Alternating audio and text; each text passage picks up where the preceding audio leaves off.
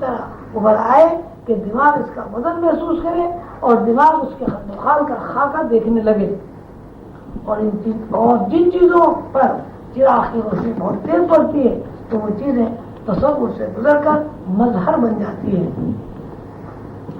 اس میں بہت ہی غور طلب بات ہے کہ کوئی چیز جو ہم دیکھ رہے ہیں وہ آنکھ نہیں دیکھ رہی، بلکہ روشنی آنکھ بن جاتی ہے، روشنی بصارت بن جاتی ہے، روشنی نگاہ بن جاتی ہے، اور روشنی نگاہ بننے کے بعد دور اور قریب سے اپنا مظاہرہ کرتی ہے۔ تو اس دوری یا قربت کی بنیاد پر کسی چیز کے بارے میں یا کسی چیز کو دیکھنے سے پہلے 4 درجہ بندیاں ہوتی ہیں۔ کسی چیز کو نگاہ کے ساتھ دیکھنا اس وقت ممکن ہے جب لطیفہ نفسی کی روشنی پہلے بہت دور ہو، بہت دور سے مراد بہت ہلکی ہو، پھر کم ہلکی ہو، پھر تیز ہو، اور پھر بہت تیز ہو۔ جہاں لطیفہ نفسی کی روشنی بہت ہلکی ہے اس کا نام وہم ہے، جہاں لطیفہ نفسی کی روشنی ہلکی ہے اس کا نام خیال ہے، اور جہاں نفسی کی روشنی تیز ہے اس کو قلم نقابہ تصور کہتے ہیں، اور جہاں روشنی بہت تیز پڑتی ہے وہ نگاہ کے لیے مظہر بن جاتی ہے۔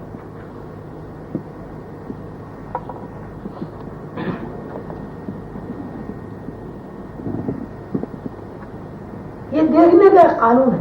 اب اس قانون پر عمل درآمد کرنے کے لیے اور قانون سے واقفیت حاصل کرنے کے لیے بہت ساری مشقیں ہیں، جن میں ایک مشق استرخاء ہے، اس کا بیان پچھلی نشست میں ہو چکا ہے۔ یہ کسی چیز کو توہماتی طور پر خیال کے دائرے میں تصوراتی طور پر اور مظاہراتی طور پر دیکھنے کا ایک قانون ہے۔ سالک جب اس قانون سے واقف ہو جاتا ہے تو اس کے اوپر مختلف صورتیں وارد ہوتی ہیں۔ کبھی ایسا ہوتا ہے کہ اعمال استرخاء سے سماعت حرکت میں آ جاتی ہے۔ سماعت سے مراد یہ ہے کہ انسان یا کسی بھی زیرو کے اندر وہ روشنیاں جو ہلکی ہیں اور خیالات بن رہی ہیں آواز بن جاتی ہے۔ یہ ہمارے استرخاء کا پہلا قدم ہے۔ لیکن ایسا بھی ہوتا ہے کہ سالک کی پہلی نظر کھل جاتی، سالک کی پہلے نظر کھل جاتی ہے اور پھر سماعت بیدار ہوتی ہے۔ پہلے سماعت میں حرکت آتی ہے، یعنی کائنات میں موجود کسی انسان، کسی فرشتے، کسی پرندے کے اندر جو روشنی خیال بن رہی ہے سماعت بن کر دماغ میں گونجنے لگتی ہے، ایک گنجاش پیدا ہوتی ہے۔ وہی کبھی یہ قانون حضور پاک صلی اللہ علیہ وسلم کا ارشاد عالی مقام ہے کہ جب وحی نازل ہوتی ہے تو کانوں میں مکھیوں کی بھنبھناہٹ اور گھنٹوں کی آواز آتی ہے۔ ہمارے استرخاء میں کامیابی حاصل کرنے کے لیے مادی چیزیں بھی استعمال کی جاتی ہیں۔ مسلسل بیدار رہنے اور نیند کے اوپر کنٹرول حاصل کرنے کے ساتھ ساتھ اگر سیاہ مرچوں کا صفوف روح کے پھوڑوں پر لگا کر کانوں میں رکھا جائے تو اس سے دماغ کے اندر خیال بننے والی روشنیاں ایکو ہونے لگتی ہیں۔ جب آدمی عمل استرخاء میں روئی کے پھوڑوں پر سیاہ مرچ کا صفوف کانوں میں رکھتا ہے اور پھر مراقبہ کرتا ہے تو اسے دور پرے کی چیزیں اپنے اندر گونجتی ہوئی محسوس ہوتی ہیں۔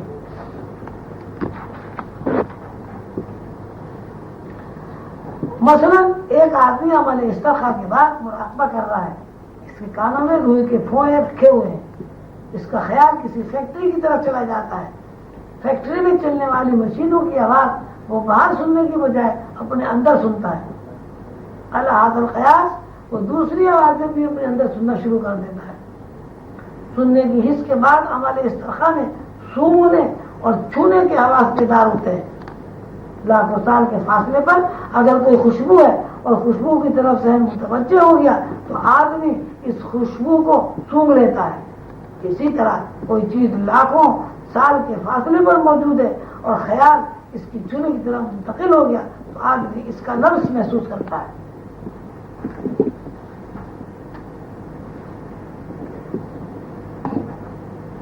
انتیسواں لیکچر اس طرح شروع ہوتا ہے، جب بھی کسی علم کا تذکرہ زیر بحث آتا ہے تو علم اعتبار سے 2 باتیں لازماً درپیش آتی ہیں، ایک علم کا منفی پہلو اور دوسرا علم کا مثبت پہلو۔ علم کے منفی پہلو سے مراد یہ ہے کہ کچھ نہیں ہے اور مثبت پہلو یہ ہے کہ ہے۔ جب ہم منفی پہلو کا تذکرہ کرتے ہیں یعنی کسی علم کی نفی کرتے ہیں تو دراصل یہ ایک ایسا کلام ہے جس کو ہم مثبت پہلو کی نفی کرنا کہتے ہیں. ہم جب کسی چیز کا انکار کرتے ہیں یا کسی چیز کو نفی تصور کرتے ہیں تو دراصل ہم یہ کسی ہے کی نفی کرتے ہیں. یعنی کوئی چیز موجود ہے، اگر کوئی چیز موجود نہ ہو تو اس کا تذکرہ ہی نہیں ہوگا. کوئی چیز موجود ہے تو اس کا دو طرح تذکرہ کیا جاتا ہے، یا وہ چیز موجود ہے یا وہ چیز موجود نہیں ہے. ہم جب علم کے بارے میں کچھ کہتے ہیں تو علم کی حیثیت ہمارے ذہن میں ایک معنی رکھتی ہے. جب تک وہ چیز ہمارے علم میں داخل نہیں ہوتی اس چیز کے بارے میں ہمارا علم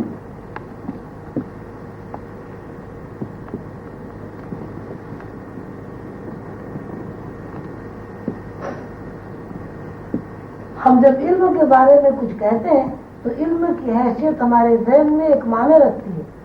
جب تک وہ چیز ہمارے علم میں داخل نہیں ہوتی اس چیز کے بارے میں ہمارا علم لا کا درجہ رکھتا ہے.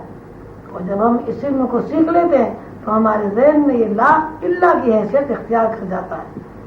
جب ہم اس بات کو ہے کہتے ہیں یعنی اللہ کو ہم ایک ہستی سمجھتے ہیں تو جب انکار کرتے ہیں تو اس کو نفی کہتے ہیں. یعنی ہم ایسی ہستی کا تذکرہ کرتے ہیں جس کے ہونے کا ہمیں علم حاصل نہیں ہے. مفہوم یہ ہوا کہ لا علمی کا نام نفی ہے اور علم کا نام اس بات ہے. جب تک ہم لا علمی سے واقف نہیں ہوتے اس وقت تک ہم علم کے دائرے میں قدم نہیں بڑھا سکتے. اب ہم اس کے بغیر کچھ نہیں کہہ سکتے کہ لا علمی بھی دراصل ایک علم ہے. روحانی لوگ لا علمی کی معرفت کو علم لا کا علم کی معرفت کو علم اللہ کہتے ہیں. روحانی لوگ لا علم کی معرفت کو علم لا کا علم کی معرفت کو علم اللہ کہتے ہیں. یعنی نور کی ایک تجلی کا نام لا ہے اور دوسری تجلی کا نام اللہ ہے. جب کوئی سالک علم لا یعنی اپنے لاشعور سے واقف ہو جاتا ہے یا اپنے لاشعور سے متعارف ہونا چاہتا ہے تو اس کے لیے ضروری ہے کہ جو کچھ وہ جانتا ہے اس کی نفی کر دے.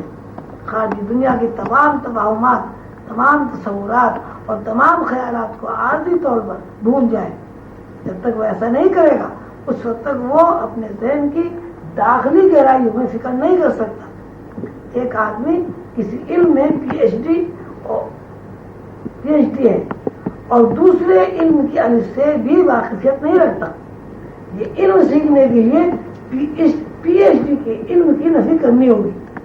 وہ جو نیا علم سیکھنے جا رہا ہے اس کی حیثیت باوجود ہے کہ وہ بہت پڑھا لکھا ہے اس کے لیے لا علمی کی ہے. جب کوئی سالک یا پڑھا لکھا آدمی اپنے علم کی نفی کر کے اس علم کو حاصل کرنا چاہتا ہے جو علم ابھی تک اس کے لیے نفی کا درجہ رکھتا ہے تو وہ نیا علم سیکھ لیتا ہے.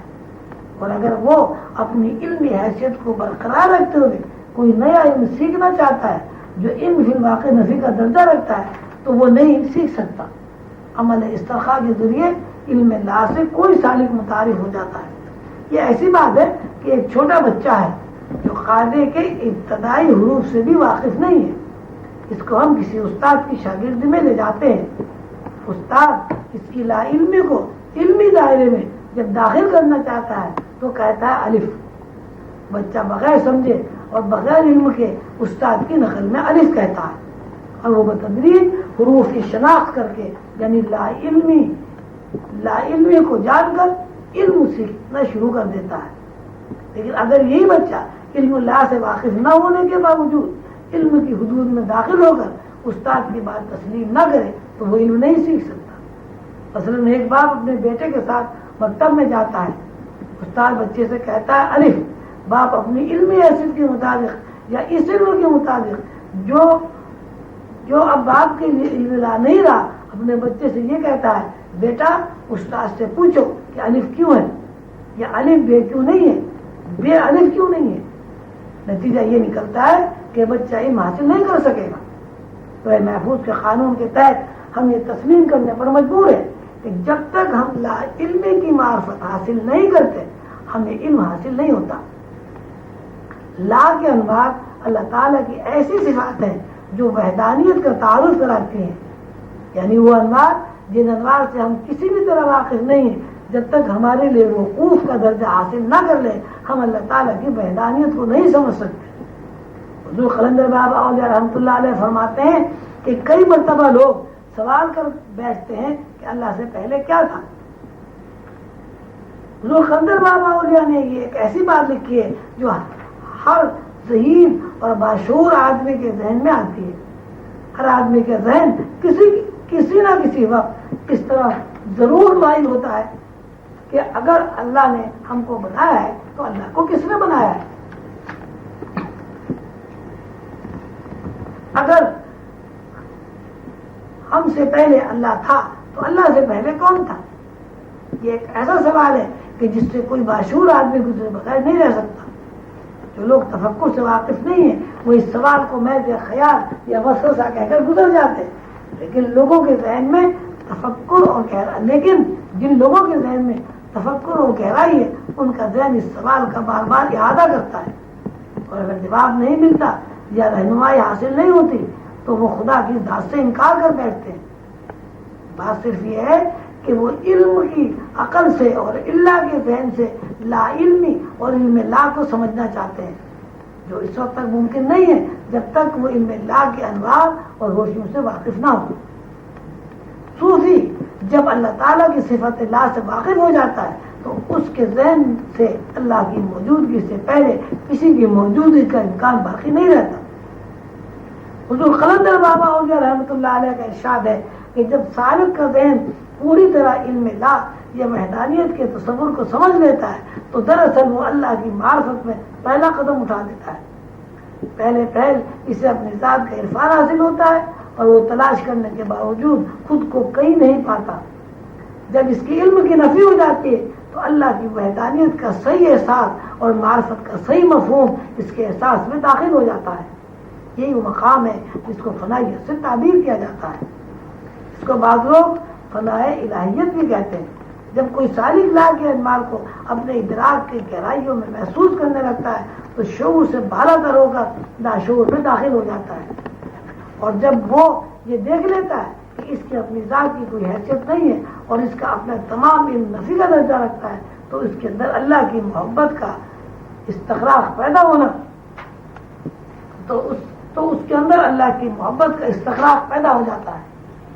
اس محبت اور اس استقرار کو حاصل کرنے کی تفہیم میں پہلے مسلسل بیدار رہنے کا عمل ہے.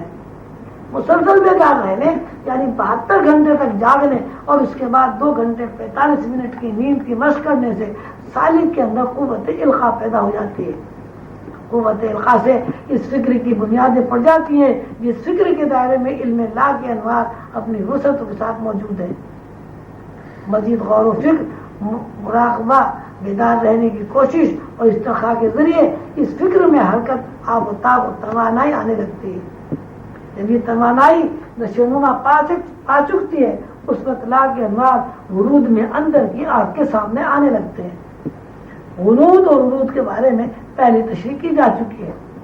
پھر ان انوار کا ورود یعنی اس فکر کو یعنی قوت القاء کے فکر کو اور زیادہ لطیف بنا دیتا ہے. اس لطیف فکر کا اصطلاحی نام لاشعور نفسی ہے. اس لاشعور کے ذہن میں خضر علیہ السلام، اولیاء تقدیم اور ملائکہ پر نظر پڑنے لگتی ہے. نظر میں جب مزید گہرائی پیدا ہوتی ہے اور مرکزیت قائم ہو جاتی ہے تو ایسی صلاحیت متحرک ہو جاتی ہے جس صلاحیت سے کوئی سالک خضر علیہ السلام، اولیاء تقدیم اور ملائکہ کے اشارات و کنایات کو سمجھنے لگتا ہے. رفتہ رفتہ سوال و جواب کی نوبت آ جاتی ہے اور ملائکہ کے ذریعے غیبی انتظامات کے انکشافات ہونے لگتے ہیں. لا کے مراقبے میں آنکھوں کو زیادہ بند رکھنے کا اہتمام ضروری ہے. آنکھیں بند رکھنا کیوں ضروری ہے اور آنکھوں پر رومال اور تولیہ کیوں ضروری ہے، اس کی تشریح انشاءاللہ آئندہ نشست میں بیان کی جائے گی.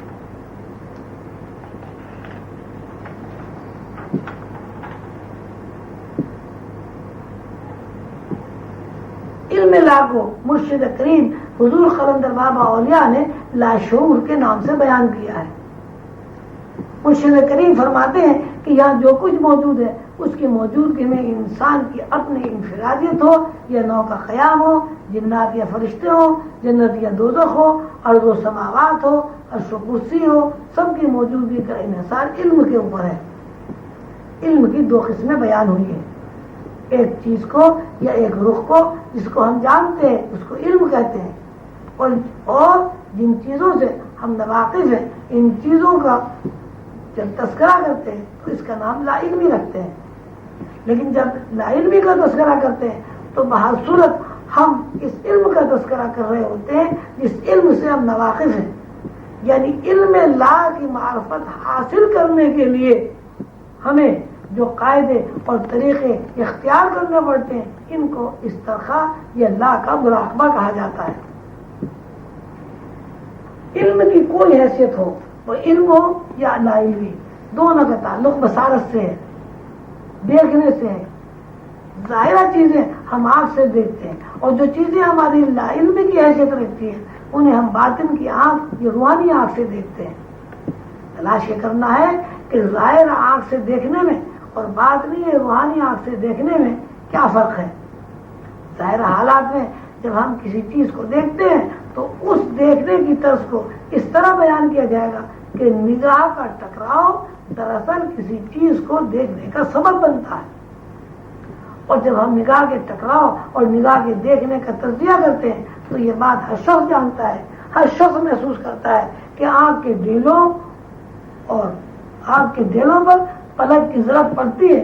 اس کو موجودہ سائنسی نقطہ نظر سے یوں کہا جا سکتا ہے کہ دماغ ایک کیمرہ ہے، اس کیمرے میں جو فلم ہے اس کے دو رخ ہیں، ایک رخ علم ہے اور دوسرا رخ لا علمی ہے۔ پلک کی ضرب ڈیلے کے اوپر پڑنا یا پلک جھپکنا دراصل کیمرے کا بٹن دبانا ہے۔ کیمرے کا بٹن جب دبایا جاتا ہے تو کیمرے کے لینس کے سامنے جو کچھ ہوتا ہے وہ دماغ کی اسکرین پر منعکس ہو جاتا ہے، اور یہ سلسلہ مسلسل متواتر قائم رہتا ہے۔ کیمرے کے اندر فلم بھی موجود ہے، کیمرے میں مناظر کو قبول کرنے والا، دیکھنے والا، منتقل کرنے والا لینس بھی موجود ہے، لیکن کیمرے کے اوپر مناظر کے نقوش نہیں ابھرتے۔ یہ ایک مثال سمجھانے کے لیے عرض کی گئی ہے۔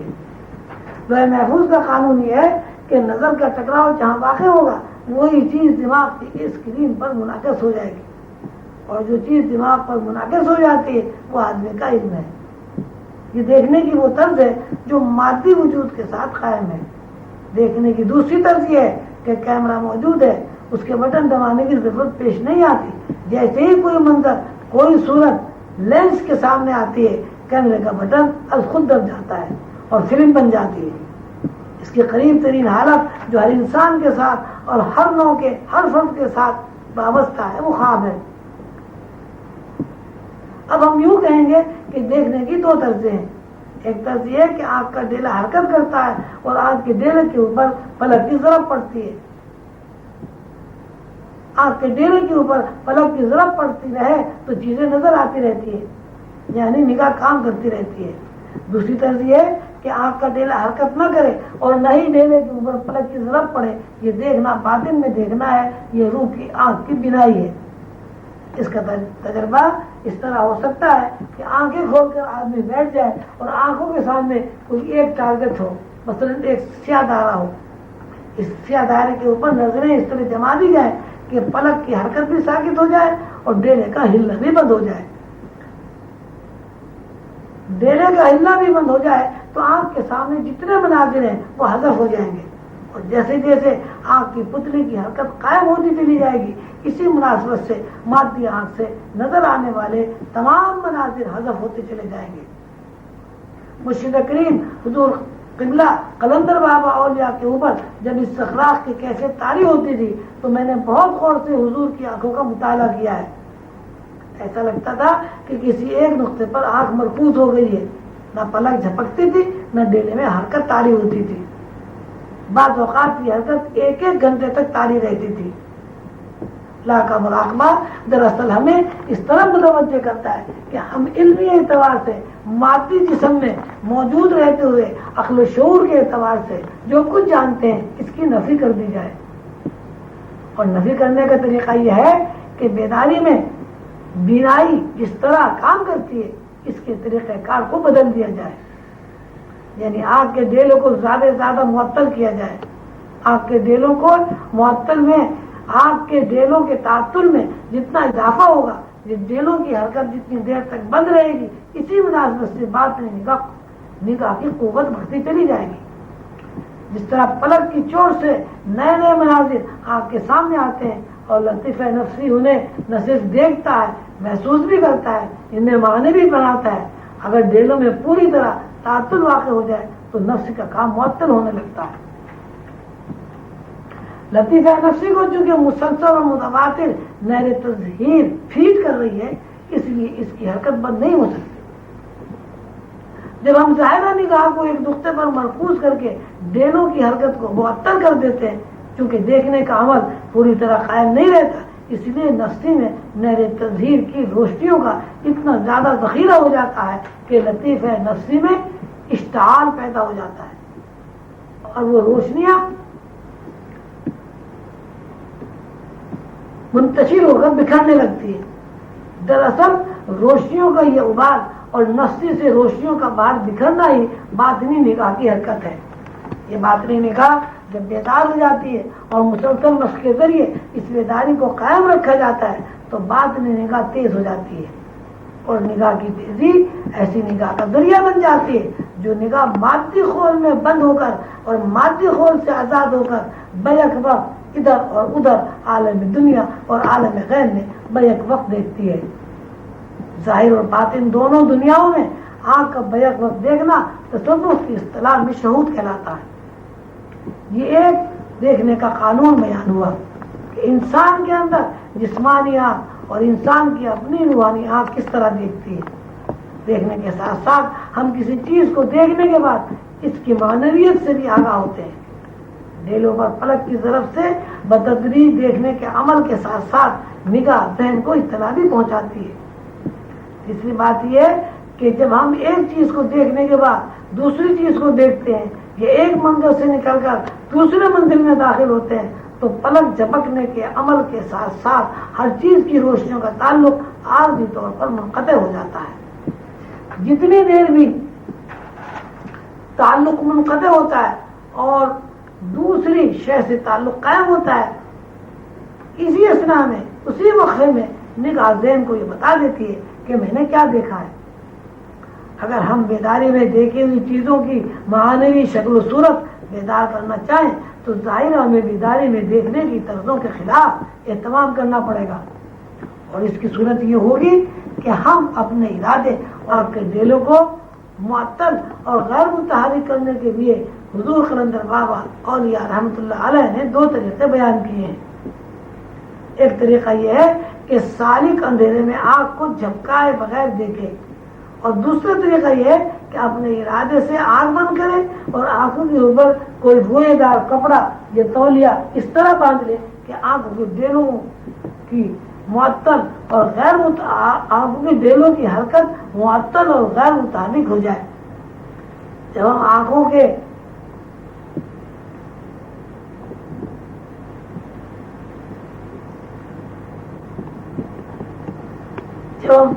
جب ہم آنکھوں کے دیکھنے کے طریقے کو معطل کر دیں گے اور کسی کو اور نگاہ کو کسی ایک نقطے پر مرکوز رکھیں گے تو قانون محفوظ کے تحت قوت القا سے مراد وہ قانون یا وہ اطلاع وہ روشنی یا روح کی آنکھ ہے جو کام لوح محفوظ کے تحت قوت القا پیدا ہو جائے گی. قوت القا سے مراد وہ قانون یا وہ اطلاع یا وہ روشنی وہ یا روح کی آنکھ ہے جو کام انجام دینے پر مجبور ہے. قوت القا کے بارے میں پچھلے ہفتے اس بات کی وضاحت کی گئی ہے کہ انسان کے تمام خیالات تصورات احساسات اور زندگی کا ہر مرحلہ ایک علم ہے. علم کی دو صورتیں بیان ہوئی ہیں. ایک یہ کہ ہم کسی چیز کو جانتے ہیں اور دوسری یہ کہ ہم کسی چیز کو نہیں جانتے. جس چیز کو ہم جانتے ہیں جن جذبات و احساسات سے ہم واقف ہیں مرشد کریم قلندر بابا اولیاء اس کا نام شعور رکھتے ہیں اور جن تصورات خیالات کو نہیں جانتے مرشد کریم اسے لاشعور کہتے ہیں. لیکن یہ جاننا اور نہ جاننا دونوں انسان کے اندر موجود ہے. روحانی اصطلاح میں جاننے کی طرزوں کو اللہ اور ان طرزوں کو جو ہمارے علم میں ابھی تک نہیں آ سکی ہیں لا کہا جاتا ہے. لا کی طرزوں میں داخل ہونے کے لیے اور لا کی دنیا سے متعارف ہونے کے لیے ہمیں اللہ کی نفی کرنی پڑتی ہے. یعنی مادی دنیا میں زمان و مکان کی پابندی کے ساتھ جس زندگی سے ہم واقف ہیں اور جو زندگی ہمارے اوپر مسلط ہے اس کی نفی کر کے ہی ہم علم لا میں داخل ہو سکتے ہیں. علم لا سے واقفیت یا علم اللہ میں زندگی گزارنا القا کے اوپر قائم ہے. القا کی 4 قسمیں ہیں. قوت القا جن قدروں میں کام کرتی ہے ان میں علم لا اور علم اللہ دونوں زیر بحث آتے ہیں. قوت القا جس طرح مادی تاثرات پیدا کرنے کی پابند ہے اسی طرح ان تاثرات میں مصنوعی خد و خال تخلیق کرنے کی بھی ذمہ دار ہے. قوت القا مادی قدروں میں اور روحانی قدروں میں برابر کام کرتی ہے.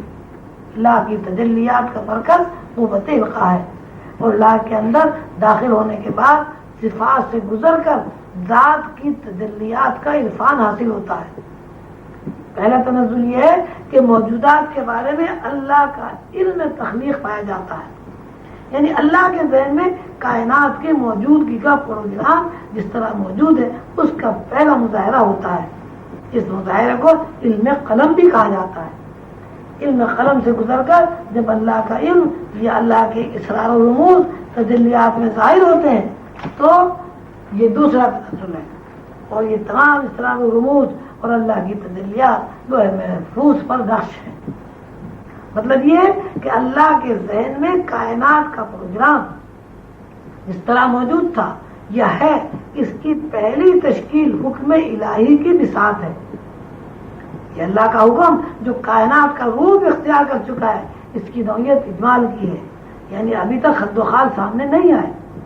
یوں سمجھیے جب کوئی سالک لوح محفوظ کے نقوش کے پہلے عالم کا مشاہدہ کرتا ہے تو وہاں اسے کائنات کے خد و خال نظر نہیں آتے. پھر یہ تنزلات جیسے جیسے درجہ بندی اختیار کرتے رہتے ہیں اسی مناسبت سے نئی نئی صورتیں نئی نئی شکلیں نئی نئی ایجادات اختراعات تخلیق ہوتی رہتی ہیں. نئی نئی صورتیں نئی نئی شکلیں نئی نئی ایجادات اختراعات تخلیق ہوتی رہتی ہیں. قانون سے یہ بات واضح ہو جاتی ہے کہ اصل بنیاد اور اصل مثال جس پر یہ ساری کائنات قائم ہے علم قلم ہے. یہ روز ازل ہے. روز ازل ہے تو کائنات ہے. اب کائنات کے ماوسات کتنے ہی طویل ہو جائیں یا مختصر ہو جائیں ان کا وجود روز ازل پر ہی قائم رہے گا. جو بھی ابد سے ازل تک وجود میں آئے گا یا ایک وجود سے دوسرے وجود میں داخل ہونے کے لیے پردے کے پیچھے چلا جائے گا اس سب کا سب روز ازل ہی کہلائے گا. اور جو کچھ مظاہرات خد و خال میں سامنے آئے گا یا آتا ہے یہ سامنے آ چکا ہے اس کو لوح محفوظ کے نام سے پکارا جائے گا. یہ دراصل قرآن پاک کی اس آیت کی تفسیر ہے. اس کا ترجمہ یہ ہے ہر وعدہ ہے لکھا ہوا مٹاتا ہے اللہ جو چاہے اور رکھتا ہے اور اس کے پاس ہے اصل کتاب. اصل کتاب علم قلم ہے. مرشد کریم حضور قلندر بابا اولیاء نے علم قلم کو کتاب المبین بھی فرمایا ہے.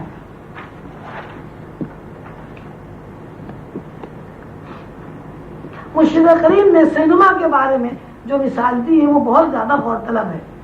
اگر اس مثال کو تشریح کے ساتھ بیان کیا جائے تو یوں کہا جائے گا کہ ایک مشین ہے. مشین کو چلانے والا کوئی آپریٹر ہے. مشین کے اوپر ایک فلمی ریل ہے. اس ریل کا عکس کئی لینسز سے گزر کر خلا میں ہوتا ہوا پردے پر پڑتا ہے. آدمی سینما میں بیٹھا ہوا پردے کے اوپر متحرک تصویروں کو دیکھتا ہے. اس کی نظر نہ تو خلا میں ہوتی ہے نہ مشین پر ہوتی ہے نہ ان لینسز کو دیکھتا ہے جن سے گزر کر پردے پر آ رہی ہے نہ ہی اس کے سامنے مشین چلانے والا آپریٹر ہوتا ہے. لیکن ہم دیکھتے ہیں پردے کے اوپر خد و خال کے ساتھ تصویریں متحرک ہوتی ہیں. یہ تصویریں پردے سے ٹکراتی ہیں. اس وقت دیکھنے والی آنکھ پوری طرح ان تصاویر کے مظاہرے کو دیکھتی ہے اور یہ مظاہرہ مکانیت اور زمانیت میں محدود ہوتا ہے. اس بات کو اس طرح بیان کیا جا سکتا ہے کہ جب تک کوئی چیز اللہ کے علم کے حدود میں تھی اس نے واجب کا لینس عبور نہیں کیا تھا. یعنی اس میں حکم کے خد و خال موجود نہیں تھے لیکن واجب کے لائن سے گزرنے کے بعد اس چیز کے وجود نے لوح محفوظ میں قدم رکھا یا یہ حکم لوح محفوظ پر نقش ہو گیا، تو اس وقت اللہ کے حکم کے خد و خال مرتب ہو گئے۔ پھر اس لینس سے گزرنے کے بعد عالم تمثال میں یہ تصویریں وجود میں آ گئی، اور وہاں ان تصویروں نے کامل خط و خال اور شکل و صورت اختیار کر لی۔ عالم تمثال کو لوح و قلم میں عالم جو کے نام سے بھی بیان کیا گیا ہے۔ اس عالم کو عالم تمثل بھی کہتے ہیں۔ ان تصویروں نے خد و خال تو اختیار کر لیے، لیکن ان تصویروں میں جسد خاکی کا لباس ظاہر نہیں ہوا۔ جب تک خد و خال کے اوپر جسد خاکی یا جسمانی لباس نہیں آیا تھا، یہ احساس سے وشراس نہیں ہوتی۔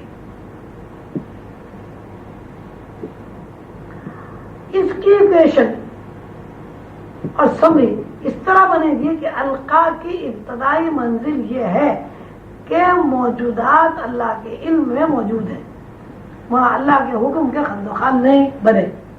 یہ القاء کی پہلی منزل ہے۔ یہ احکامات اور یہ تصویریں اس وقت خد و خال اختیار کر لیتی ہیں جب لوح محفوظ کے لن سے گزرتی ہے۔ یہ القاء کی دوسری منزل ہے۔ اور جب اللہ کے حکم یہ احکامات الہیہ میں خد و خال جو کے لن سے گزر کر شکل و صورت اختیار کر لیتے ہیں تو یہ القاء کی تیسری منزل ہے۔ اور جب یہ تصاویر جسد خاکی جسمانی لباس پہن لیتی ہیں تو انہیں مکانیت اور زمانیت کے احساس سے سابقہ پڑتا ہے، یعنی وہ خود کو زمانیت اور مکانیت میں بند محسوس کرتی ہیں۔ یہ القاء کی چوتھی منزل ہے۔ یہ ساری کائنات، اجزائے کائنات کے اندر تمام عالم اور بے شمار کہکشانی نظام سب کی حیثیت علم کی ہے۔ علم کی پہلی حیثیت یہ ہے کہ کائنات کا یکجائی پروگرام اللہ کے ذہن میں موجود تھا۔ جس طرح اللہ نے چاہا اس پروگرام کو حرکت دی اور یہ پروگرام پورا کا پورا متحرات خد و خال کے ساتھ قائم ہو گیا۔ کائنات میں جو بھی چیز ان کے بعد تخلیق ہوئی اس کی پہلی حیثیت علم ہے، یعنی کوئی وجود اس وقت ظاہر ہوا جب اللہ کے ذہن میں موجود اس وجود سے متعلق علم نے حرکت کی۔ علم کی درجہ بندی کے بعد کائنات کی شکل و صورت اور کائنات کے خد و خال مختلف مراحل اور مختلف درجوں میں صورت پذیر ہوئے۔ اس طرح کہا جائے گا کہ کائنات اور کائنات کا پورا پروگرام اللہ کے ذہن میں موجود تھا۔ اللہ نے جب اس پروگرام کو نشر کرنا چاہا تو کن فرمایا، اور اللہ کا یہ علم کن کے بعد لوح محفوظ پر منتقل ہو گیا۔ لوح محفوظ کے بعد یہ پروگرام عالم جو میں منتقل ہوا اور عالم جو سے نشر ہو کر عالم ناسوت میں داخل ہو گیا۔ عالم ناسوت میں داخل ہونے کے بعد مکانیت، زمانیت اور احساس کی درجہ بندی ہوئی۔ یہ القاء کی مختصر تعریف ہے۔ القاء جسے جیسے کہ کہا گیا ہے علم پر مشتمل ہے، اور اس علم کی دو قسمیں، یہ دو رخ ہیں۔ ایک قسم یہ ایک رخ کا نام علم حصولی ہے، اور ایک قسم یہ ایک رخ کا نام علم حضوری ہے۔ علم حصولی وہ علم ہے جو شعوری حدوں میں رہتے ہوئے زمانیت اور مکانیت کی حد بندیوں میں قیام کرتے ہوئے سیکھ کر حاصل کیا جاتا ہے۔ دنیا میں جتنے بھی کتابی علوم رائج ہیں وہ سب علم حصولی کے دائرے میں آتے ہیں۔ علم حضوری وہ علم ہے جو عالم ناسوت یا مکانیت اور زمانیت کی حد بندیوں سے آزاد ہو کر سیکھا جاتا ہے۔ علم حضوری سیکھنے والے طلباء اور طالبات کو دو عنوانات سے یا دو ناموں سے یاد کیا جاتا ہے۔ ایک کا نام سالک مجذوب ہے اور دوسرے کا نام مجذوب سالک ہے۔ سالک عام طور سے کسی ایسے شخص کو سمجھا جاتا ہے جو ظاہری اعمال یا ظاہری لباس سے مزین ہو، یعنی مذہب کے نقطۂ نظر سے اور مذہب کی پابندیوں کے ساتھ ایک مخصوص قسم کی وضاقتہ اور لباس سے مزین ہونا سالک کہلاتا ہے۔ ایسا آدمی جو بہت نمازیں پڑھتا ہے، بہت روزے رکھتا ہے، مخصوص قسم کا لباس زیب تن کرتا ہے، شکل و صورت کے اعتبار سے ایک مخصوص قسم کی شکل و صورت کو دین کہتا ہے، ایسے شخص کو سالک کہا جاتا ہے۔ ایسا شخص جو ان تمام امور کی پابندی کرتا ہے، فرائض و سنت ادا کرتا ہے اور اس کے اندر باطنی کیفیات موجود نہیں ہے، وہ سالک نہیں ہے۔ سالک کے لیے ضروری ہے کہ اس کے اندر باطنی کیفیات موجود ہوں، اس کی افتاد طبیعت میں، اس کی طرز فکر میں، اس کے اعمال و حرکات میں، اور اس کی زندگی کے شب و روز میں روحانی علوم، بے اکتساب کا جذبہ اور اللہ کی صفات کا رنگ شامل ہونا ضروری ہے۔ اللہ کی صفات، اللہ کی محبت میں اس کے لطائف رنگین ہونا ضروری ہے۔ اگر کسی شخص کے لطائف رنگین نہیں ہے تو اس کا نام سالک نہیں رکھا جا سکتا۔ کچھ لوگ اس شخص کو سالک کہتے ہیں جو روحانیت کا متلاشی ہے اور روحانیت کو تلاش کرنے میں مصروف ہے، اس کو بھی سالک نہیں کہا جا سکتا۔ فی الواقع سالک وہی ہے جس کی لطائف رنگین ہو چکے ہوں۔ رنگینی سے مراد ہمیشہ دوری ہوگی، یعنی کوئی بندہ روحانیت میں سفر کرنے والا طالب علم جب اپنی مادی سوچ، مفروضہ اور فکشن آواز کی طرز فکر سے خود کو دور نہیں کر لیتا، اس وقت تک اس کی لطائف میں رنگینی پیدا نہیں ہوتی۔ کچھ لوگ روحانی سفر طے کرنے کے اور کسی منزل اور کسی مقام پر متمکن ہونے والے روحانی طالب علم کو شیخ یا صاحب ولایت کہتے ہیں۔ شیخ یہ صاحب مراد سے مراد پیر و مرشد، یہ روحانی استاد بھی لیا جا سکتا ہے۔ ایسا شخص جو اپنی مادی سوچ، ماحول میں رائج استاد طبیعت، مفروضہ اور فکشن آواز سے دور ہو کر اپنی لطائف کو رنگین کر لیتا ہے، وہ صرف سالک کہلانے کا مستحق ہے۔ ایسے شخص کو شیخ، صاحب ولایت یا پیر و مرشد نہیں کہا جا سکتا۔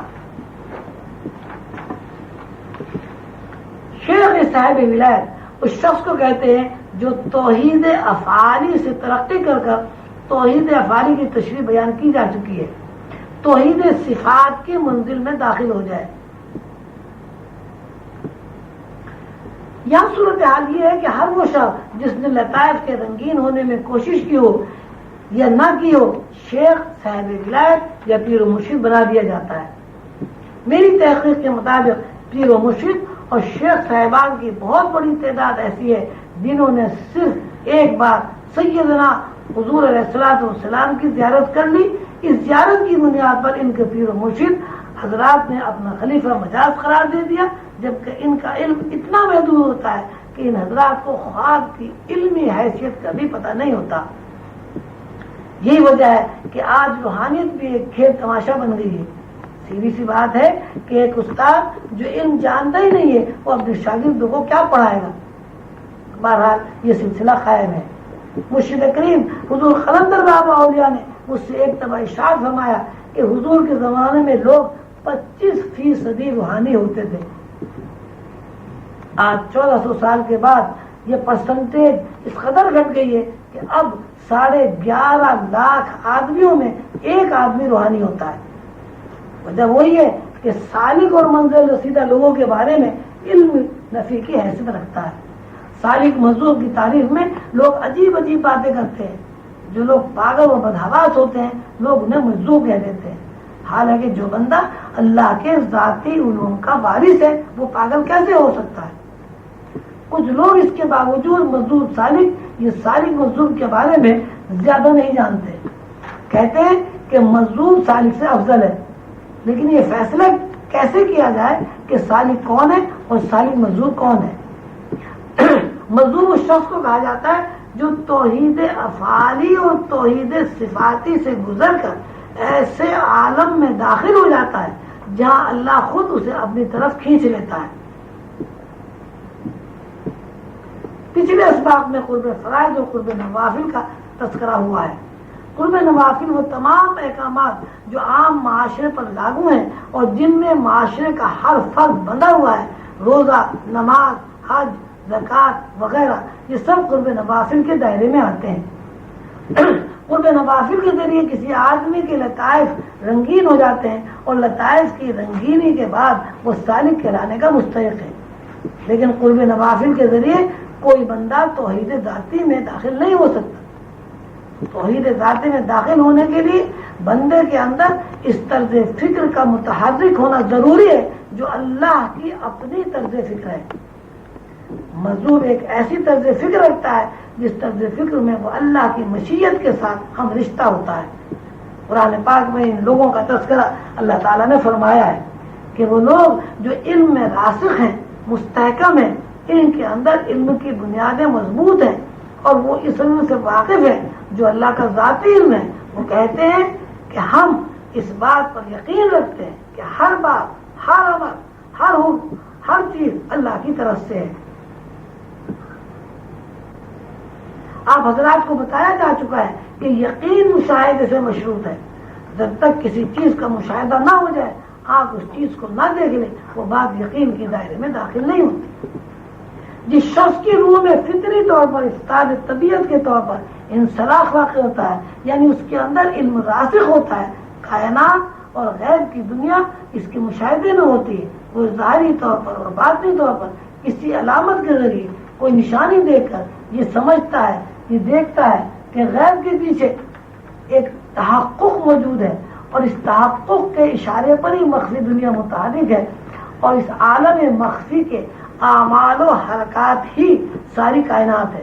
قرآن پاک میں جہاں اللہ تعالیٰ نے اس بات کا تذکرہ کیا ہے کہ اللہ اسے اچک لیتا ہے، یہ اسی کی طرف اشارہ ہے، یعنی مظلوم وہ ہے جسے اللہ اچک لیتا ہے، اللہ اپنی طرف کھینچ لیتا ہے، اور اللہ ایسے بندے کو اپنی گود میں بٹھا لیتا ہے۔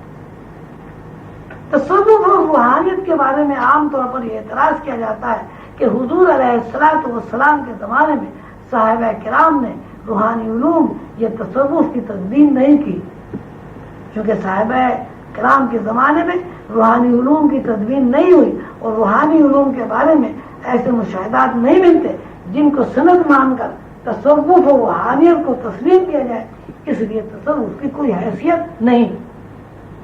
تصوف کے بارے میں بعض حضرات کا یہ خیال بھی ہے کہ یہ پرانا علم ہے، یہ ہندوازم سے تعلق رکھتا ہے، یا اس علم کے تعلق ان لوگوں سے جو عیسائی یا یہودی مذہب کے پیروکار ہیں،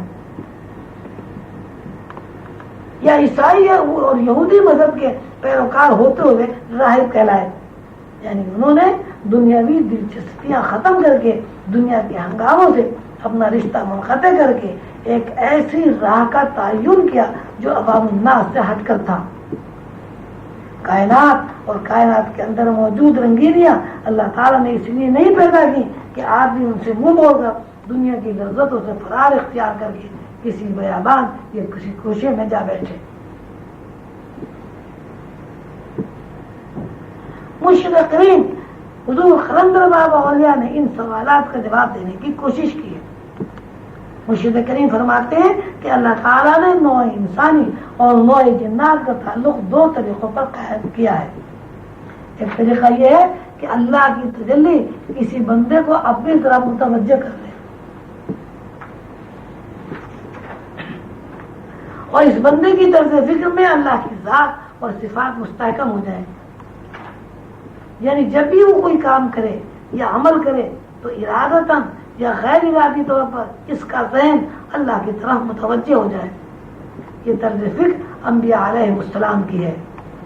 ایک طرز یہ ہے کہ انسان اللہ کے بارے میں اور اللہ کے موجود کے بارے میں عملی طور پر یقین رکھتا ہو۔ اس یقین کو حضور علیہ الصلوۃ والسلام نے مرتبہ احسان کا نام دیا ہے۔ یہ بات کہ صحابہ اکرام کے زمانے میں روحانیت کے اوپر کوئی خاص تحریر یا کوئی خصوصی علم مرتب نہیں ہوا، اس کی وجہ یہ ہے کہ سیدنا حضور علیہ الصلوۃ والسلام کی موجودگی میں حضور پر مر مٹنے والے اور فدا ہونے والے صحابہ کرام کی روح حضور کی محبت سے رنگین تھی۔ ان کی ذہن کی مکمل یہ سوئی اس بات میں تھی کہ وہ حضور علیہ الصلوۃ والسلام کی باتوں میں، حضور کے عمل میں، حضور کے اٹھنے بیٹھنے اور حضور کے نورانی چہرے میں غور و فکر کرتے رہتے تھے۔ اس غور و فکر سے حضور کے قریب رہنے والے حضرات کی روحانی پیاس بجھتی رہتی تھی۔ صحابہ کرام کو حضور علیہ الصلوۃ والسلام کے اقوال میں بھی بہت زیادہ شغف تھا، اور حضور کی ذات اقدس اور حضور کی گفتار میں انہماک کی وجہ سے حضور کے ہر قول اور ہر عمل کی صحیح ادبیت، صحیح مفہوم پوری گہرائیوں کے ساتھ ان کے اوپر واضح ہوتا رہتا تھا۔ مطلب یہ کہ احادیث پڑھنے کے بعد، احادیث سننے کے بعد اور حضور کے عمل کو دیکھنے کے بعد حضور کی ذات اقدس کے الفاظ سے وہ لوگ پورا استفادہ کرتے تھے۔ اس طرح انہیں روح کے اندر انوار کے تمثلات ریاضت و مجاہدے کے ذریعے ذخیرہ کرنے کی ضرورت پیش نہیں آتی تھی. وہ حضور کے قدسی الفاظ اور حضور کے نورانی الفاظ اور حضور کے پیغمبرانہ ذہن سے بغیر کسی تعلیم بغیر کسی کوشش کی روشناس تھے.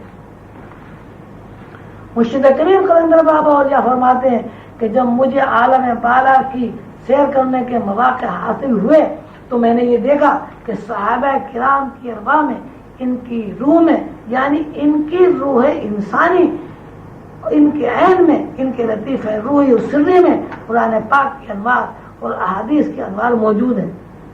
اور انوار کا تقدس اور نورانی لہریں صحابہ کرام کی ارواح میں اس طرح موجود ہیں کہ ان کی روحیں نور سے لبریز ہیں. مرشد کریم فرماتے ہیں کہ اس دور میں روحانی قدروں کا نہ ہونا اور روحانی علوم کا تفصیلی تذکرہ نہ ہونا اسی وجہ سے ہے. صحابہ کرام کے بعد جیسے جیسے زمانہ رسول اللہ کی بعثت کے بعد حضور کے واصل باق ہو جانے سے دور ہوتے چلا گیا، اسی مناسبت سے لوگوں کے دلوں سے رسول اللہ کی ذات اقدس رسول اللہ کے اخبار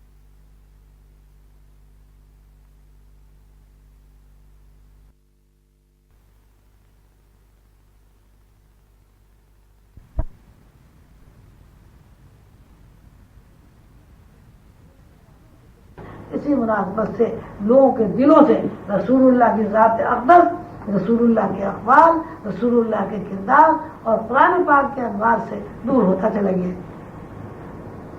طب تعلیم کے بعد لوگوں کے دلوں سے قرآن پاک کے انوار اور احادیث کے انوار معدوم ہونے لگے. اس دور میں لوگوں نے جو رسول اللہ سے صحابہ کرام کی طرف تعلق خاطر رکھتے تھے اور جن لوگوں کی روحیں حضور کی محبت سے لبریز تھیں ان لوگوں نے ان چیزوں کی تشنگی محسوس کی اور یہ محسوس کیا کہ اگر روحانی علوم کے قوانین قاعدے اور ضابطے جو رسول اللہ سے منتقل ہوئے ہیں عام نہ کیے گئے تو امت مسلمہ میں بہت بڑا خلا واقع ہو جائے گا. لہذا انہوں نے رسول اللہ کے انوار کو اپنی روح میں ذخیرہ کرنے کے بعد اللہ کے عرفان حاصل کرنے کے ذرائع تلاش کیے اور پھر ضابطے اور قاعدے بنائے اور یہ قاعدے اور ضابطے علمی اعتبار سے بنائے گئے تاکہ حضور علیہ الصلوۃ والسلام کا امت ہر شخص یہ علم حاصل کر لے، رسول اللہ کے انوار سے اپنی روح کو لبریز کر لے اور ان روحانی قدروں سے اللہ تعالیٰ کا عرفان حاصل ہو جائے.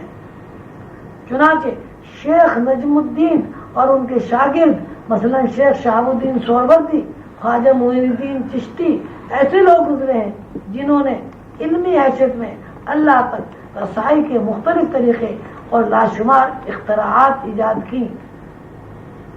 علمی حیثیت میں اللہ کے ان اسماء اور قرآن پاک کی ان آیات کا انتخاب کیا گیا جس کے ورد سے ذہن انسانی میں ذات سے زیادہ نورانی ذخیرہ ہو جاتا ہے.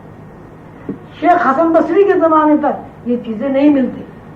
حضرت علی کے زمانے میں یہ بات تاریخ کے صفحات پر موجود ہے کہ حضرت علی نے تمام واعظین کو وعظ کرنے سے منع کر دیا تھا.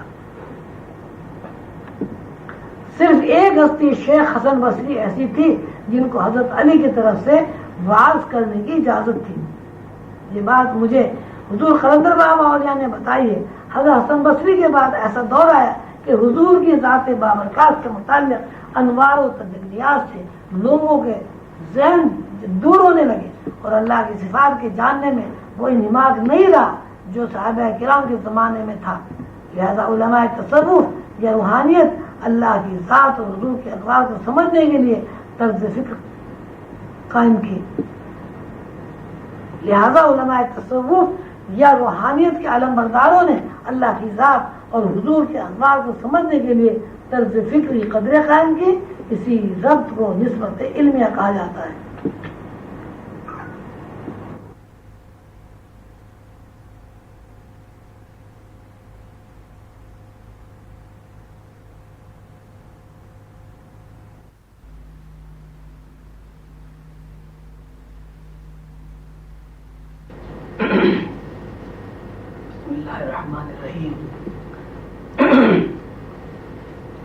قرب نوافل ہو یا قرب فرائض دونوں علوم کسی روحانی آدمی سے یا کسی پیغمبر سے یا کسی اولیاء اللہ کی روح سے منتقل ہوتے ہیں. اولیاء اللہ کی ارواح سے منتقل ہونے والے روحانی علوم جس طریقے پر حاصل ہوتے ہیں یا جس طرز فکر کے ساتھ یہ علوم منتقل ہوتے ہیں ان کا اصطلاحی نام نسبت اویسیہ ہے۔ نسبت اویسیہ کا پہلا انکشاف حضور بڑے پیر صاحب کے طریقۂ تصرف میں ہوا۔ یہ نسبت ایسی نسبت ہے کہ روح کے اندر علوم منتقل کر دیے جاتے ہیں اور وہاں سے یہ علوم کسی چشمے کی طرح، وہ چشمہ پہاڑ میں ہو یا زمین میں ہو، پھوٹ پڑتا ہے۔ پھر یہی چشمہ یہ علوم کا خزانہ اندر اندر بہتے بہتے فوارے کی صورت میں بہ نکلتا ہے۔ حضرت غوث الاعظم کے بعد سے یہ سلسلہ اسی طرح جاری و ساری ہے۔ جیسا کہ عرض کیا گیا کہ نسبت اویسیہ کا فیضان مخفی طور پر ملائے اعلیٰ کے ذریعے یا انبیاء کرام کی ارواح کی معرفت یا قرب فرائض کے اولیاء اللہ کی روح کے واسطے سے ہوتا ہے۔ مطلب یہ ہے کہ نسبت اویسیہ کے لیے کسی ولی اللہ کے مادی جسم کا سامنے ہونا ضروری نہیں ہے۔ یہ نسبت بہت قوی نسبت ہوتی ہے اور اس نسبت کا مظاہرہ بہت دیر میں ہوتا ہے، اور بسا اوقات یہ ہوتا ہے کہ جس بندے کو یہ نسبت حاصل ہے اسے آخر وقت تک نسبت کا علم نہیں ہوتا۔ اولیاء اللہ کی ارواح یا انبیاء کی ارواح یا ملائے اعلیٰ کے ذریعے یہ منتقل ہونے والے روحانی علوم جب عین یا سابقہ میں ذخیرہ ہو کر عین اور سابقہ ان سے بھر جاتے ہیں، یہ روح انسانی، یہ روح آدم ان سے معمور ہو جاتی ہے، تو یہ روحانی علوم روحانی روح انسانی اور روح آدم سے بہ کر باہر آ جاتے ہیں، اور ان علوم کا بہ نکلنا سالک کے اوپر شہودی کیفیت طاری کر دیتا ہے۔ نسبت اویسیہ کے تحت آنکھ کھلنے والے سالک کی حیثیت بہت زیادہ اہمیت کی حامل ہوتی ہے۔ اکثر ایسا ہوتا ہے کہ پہلی نظر سے مراد پہلا شہود ملائے اعلیٰ کا ہوتا ہے، یعنی انسان کی روحانی آنکھ کھلتی ہے تو نظروں کے سامنے ملائے اعلیٰ آ جاتے ہیں۔ ملائے اعلیٰ سے مراد گروہ جبریل اور گروہ میکائیل ہے۔ ملائے اعلیٰ کا شہود جس زون میں ہوتا ہے، اس زون کا، اس مقام کا نام بیت المعمور ہے۔ بیت المعمور عرش کے اوپر کا مقام ہے۔ نسبت سکینہ، نسبت سکینہ وہ نسبت ہے جو نسبت صحابہ کرام کو حاصل تھی۔ یہ بیان کیا جا چکا ہے کہ صحابہ کرام کو سیدنا حضور علیہ الصلوۃ والسلام کی ذات اقدس میں اتنا شغف اور انہماک تھا کہ ان کے عین حضور صلی اللہ علیہ وسلم کی نبوت کے نور سے معمور رہتے تھے۔ نسبت سکینہ کی تعریف یہ ہے کہ پہلے سالک کسی روحانی آدمی کے اندر خود کو جذب کر دیتا ہے، یا کسی روحانی آدمی کی روشنیاں اپنے اندر جذب کر لیتا ہے، خود جذب ہو جاتا ہے یا دوسرے کو اپنے اندر جذب کر لیتا ہے۔ اس کی تعریف میں آتا ہے خود جذب ہو جانا یا دوسرے کو اندر جذب کر لینا، عشق کی تعریف میں آتا ہے۔ جذب ہونے کے بعد یا روحانی آدمی کی روشنیوں کو اپنے اندر جذب کر لینے کے بعد جو کیفیت وارد ہوتی ہے، اسی کیفیت کا نام عشق ہے۔ جذب اور عشق کی کیفیت کے مجموعے کا نام نسبت سکینہ ہے۔ اس نسبت سے سالک کی طرز فکر میں روحانی انسان کی، پیر و مرشد کی، روحانی استاد کی طرز فکر منتقل ہو جاتی ہے۔ اس کے خیالات، تصورات اور احساسات میں اتنی تبدیلی واقع ہو جاتی ہے کہ وہ اپنے پیر و مرشد کی طرح سوچتا ہے اور پیر و مرشد کی طرح اس کے تمام اعمال و افعال ہو جاتے ہیں۔ نسبت عشق یہ ہے کہ سالک کا ذہن پیر و مرشد کی طرز فکر سے جو معمور ہو جاتا ہے، یا پیر و مرشد کی روحانی طرز مرید کے اندر نہ صرف یہ کہ منتقل ہو جاتی ہیں بلکہ متحرک ہو جاتی ہیں، تو مرید کے لطیفے رنگین ہونا شروع ہو جاتے ہیں۔ تصور میں رنگینی سے مراد دوری ہے، یعنی سالک کے لطیفے اپنے ذاتی رنگ سے نکل کر پیر و مرشد کے رنگ میں رنگ جاتے ہیں، اور یہ نسبت جب پیر و مرشد سے منتقل ہو کر لطیفوں کو رنگین کر دیتی ہے، تو چونکہ پیر و مرشد کے لطیفے انوار الہیہ سے رنگین ہیں، اس لیے مرید کے لطیفوں پر بھی پے در پے انوار الہیہ کا نزول ہوتا رہتا ہے، اور اس طرح اللہ کے ساتھ نسبت عشق کی جڑیں مستحکم ہو جاتی ہیں۔ نسبت جذب کے بارے میں مرشد کریم حضور قلندر بابا اولیاء ارشاد فرماتے ہیں کہ یہ وہ نسبت ہے جس کو تبع تابعین کے بعد سب سے پہلے خواجہ بہاءالحق نے نشان بے نشانی کا نام دیا ہے۔ نقشبندی جماعت اس نسبت کو نقش بندی جماعت اس نسبت کو یادداشت کے نام سے جانتی ہے۔ نشان بے نشانی سے مراد یہ ہے کہ عارف کا ذہن اس سمت میں سفر کرے جس سمت میں ازل سے پہلے کے نقوش موجود ہیں۔ جب ازل سے پہلے کے نقوش یعنی اللہ کا ذہن اور اللہ کے ذاتی علم عارف کے قلب میں بار بار دور کرتے ہیں تو سالک کو وحدت احاطہ کر لیتی ہے اور اسے ہر طرف، ہر سمت، ہر لاموجود اور موجود شے میں اللہ نظر آنے لگتا ہے۔ کوئی بھی کام ہو، کوئی بھی عمل ہو، کوئی بھی چیز ہو، سالک یا عارف کی استادی طبیعت یہ بن جاتی ہے کہ وہ ارادی طور پر، غیر اختیاری اور اختیاری طور پر ہر چیز، ہر بات، ہر عمل میں اللہ کو تلاش کرنا شروع کر دیتا ہے۔ اس کا ذہن از خود کسی بھی کام میں، کسی بھی عمل میں اللہ کی وحدانیت کو تلاش کر لیتا ہے۔ جب یہ صورتحال اتنی زیادہ ہو جاتی ہے کہ عارف ان میں اس طرح گر جاتا ہے کہ اسے نکلنے کی کوئی راہ نہیں ملتی تو عقل و شعور سے دستبردار ہو کر خود کو اس نسبت کی روشنیوں کے رحم و کرم پر چھوڑ دیتا ہے۔ اس کی مثال یوں ہے، ہر آدمی روزانہ کئی گلاس پانی پیتا ہے لیکن کبھی اس کا ذہن اس طرف نہیں جاتا کہ پانی کیا چیز ہے، پانی کے اندر جو سیرابی مادہ ہے وہ کیا ہے، پانی کیسے نکلتا ہے، کنویں کا پانی، چشمے کا پانی ہے، دریا کا پانی ہے۔ اس کا ذہن ان باتوں کی طرف متوجہ نہیں ہوتا، اسے پیاس لگتی ہے تو وہ پانی پی لیتا ہے۔ لیکن جس بندے کو نسبت جذب حاصل ہوتی ہے وہ پانی کے اندر اللہ کو تلاش کرتا ہے۔ مطلب یہ ہے کہ جس خالق نے پانی تخلیق کیا ہے عارف کا ذہن از خود اس طرف متوجہ ہوتا ہے۔ مطلب یہ ہے کہ جس خالق نے پانی تخلیق کیا ہے عارف کا ذہن از خود اس طرف متوجہ ہو جاتا ہے۔ ایک چھوٹا بچہ پیدا ہوتا ہے، لوگ دیکھ کر خوش ہوتے ہیں اور بات ختم ہو جاتی ہے۔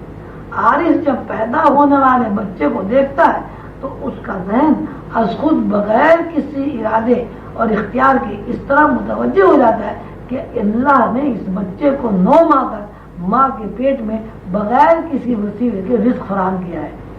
جس اللہ نے بچے کو 9 ماہ تک رزق فراہم کیا ہے اور اس رزق سے بچے کی ہر طرح کی نشو نما ہوئی ہے، وہ اللہ، وہ خالق بلا شبہ رازق ہے اور اسی کی دست قدرت میں رزق کی فراہمی ہے۔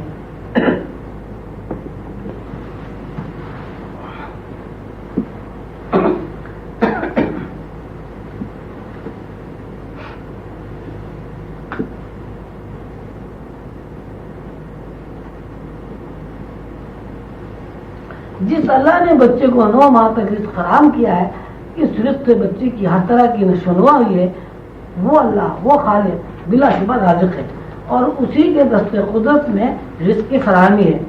آدمی 60 سال کا ہوتا ہے تو کبھی اس طرف ذہن نہیں جاتا کہ آدمی بغیر سوچے سمجھے آگے بڑھ جاتا ہے کہ میں 60 سال کا آدمی کبھی 2 دن کا بچہ تھا۔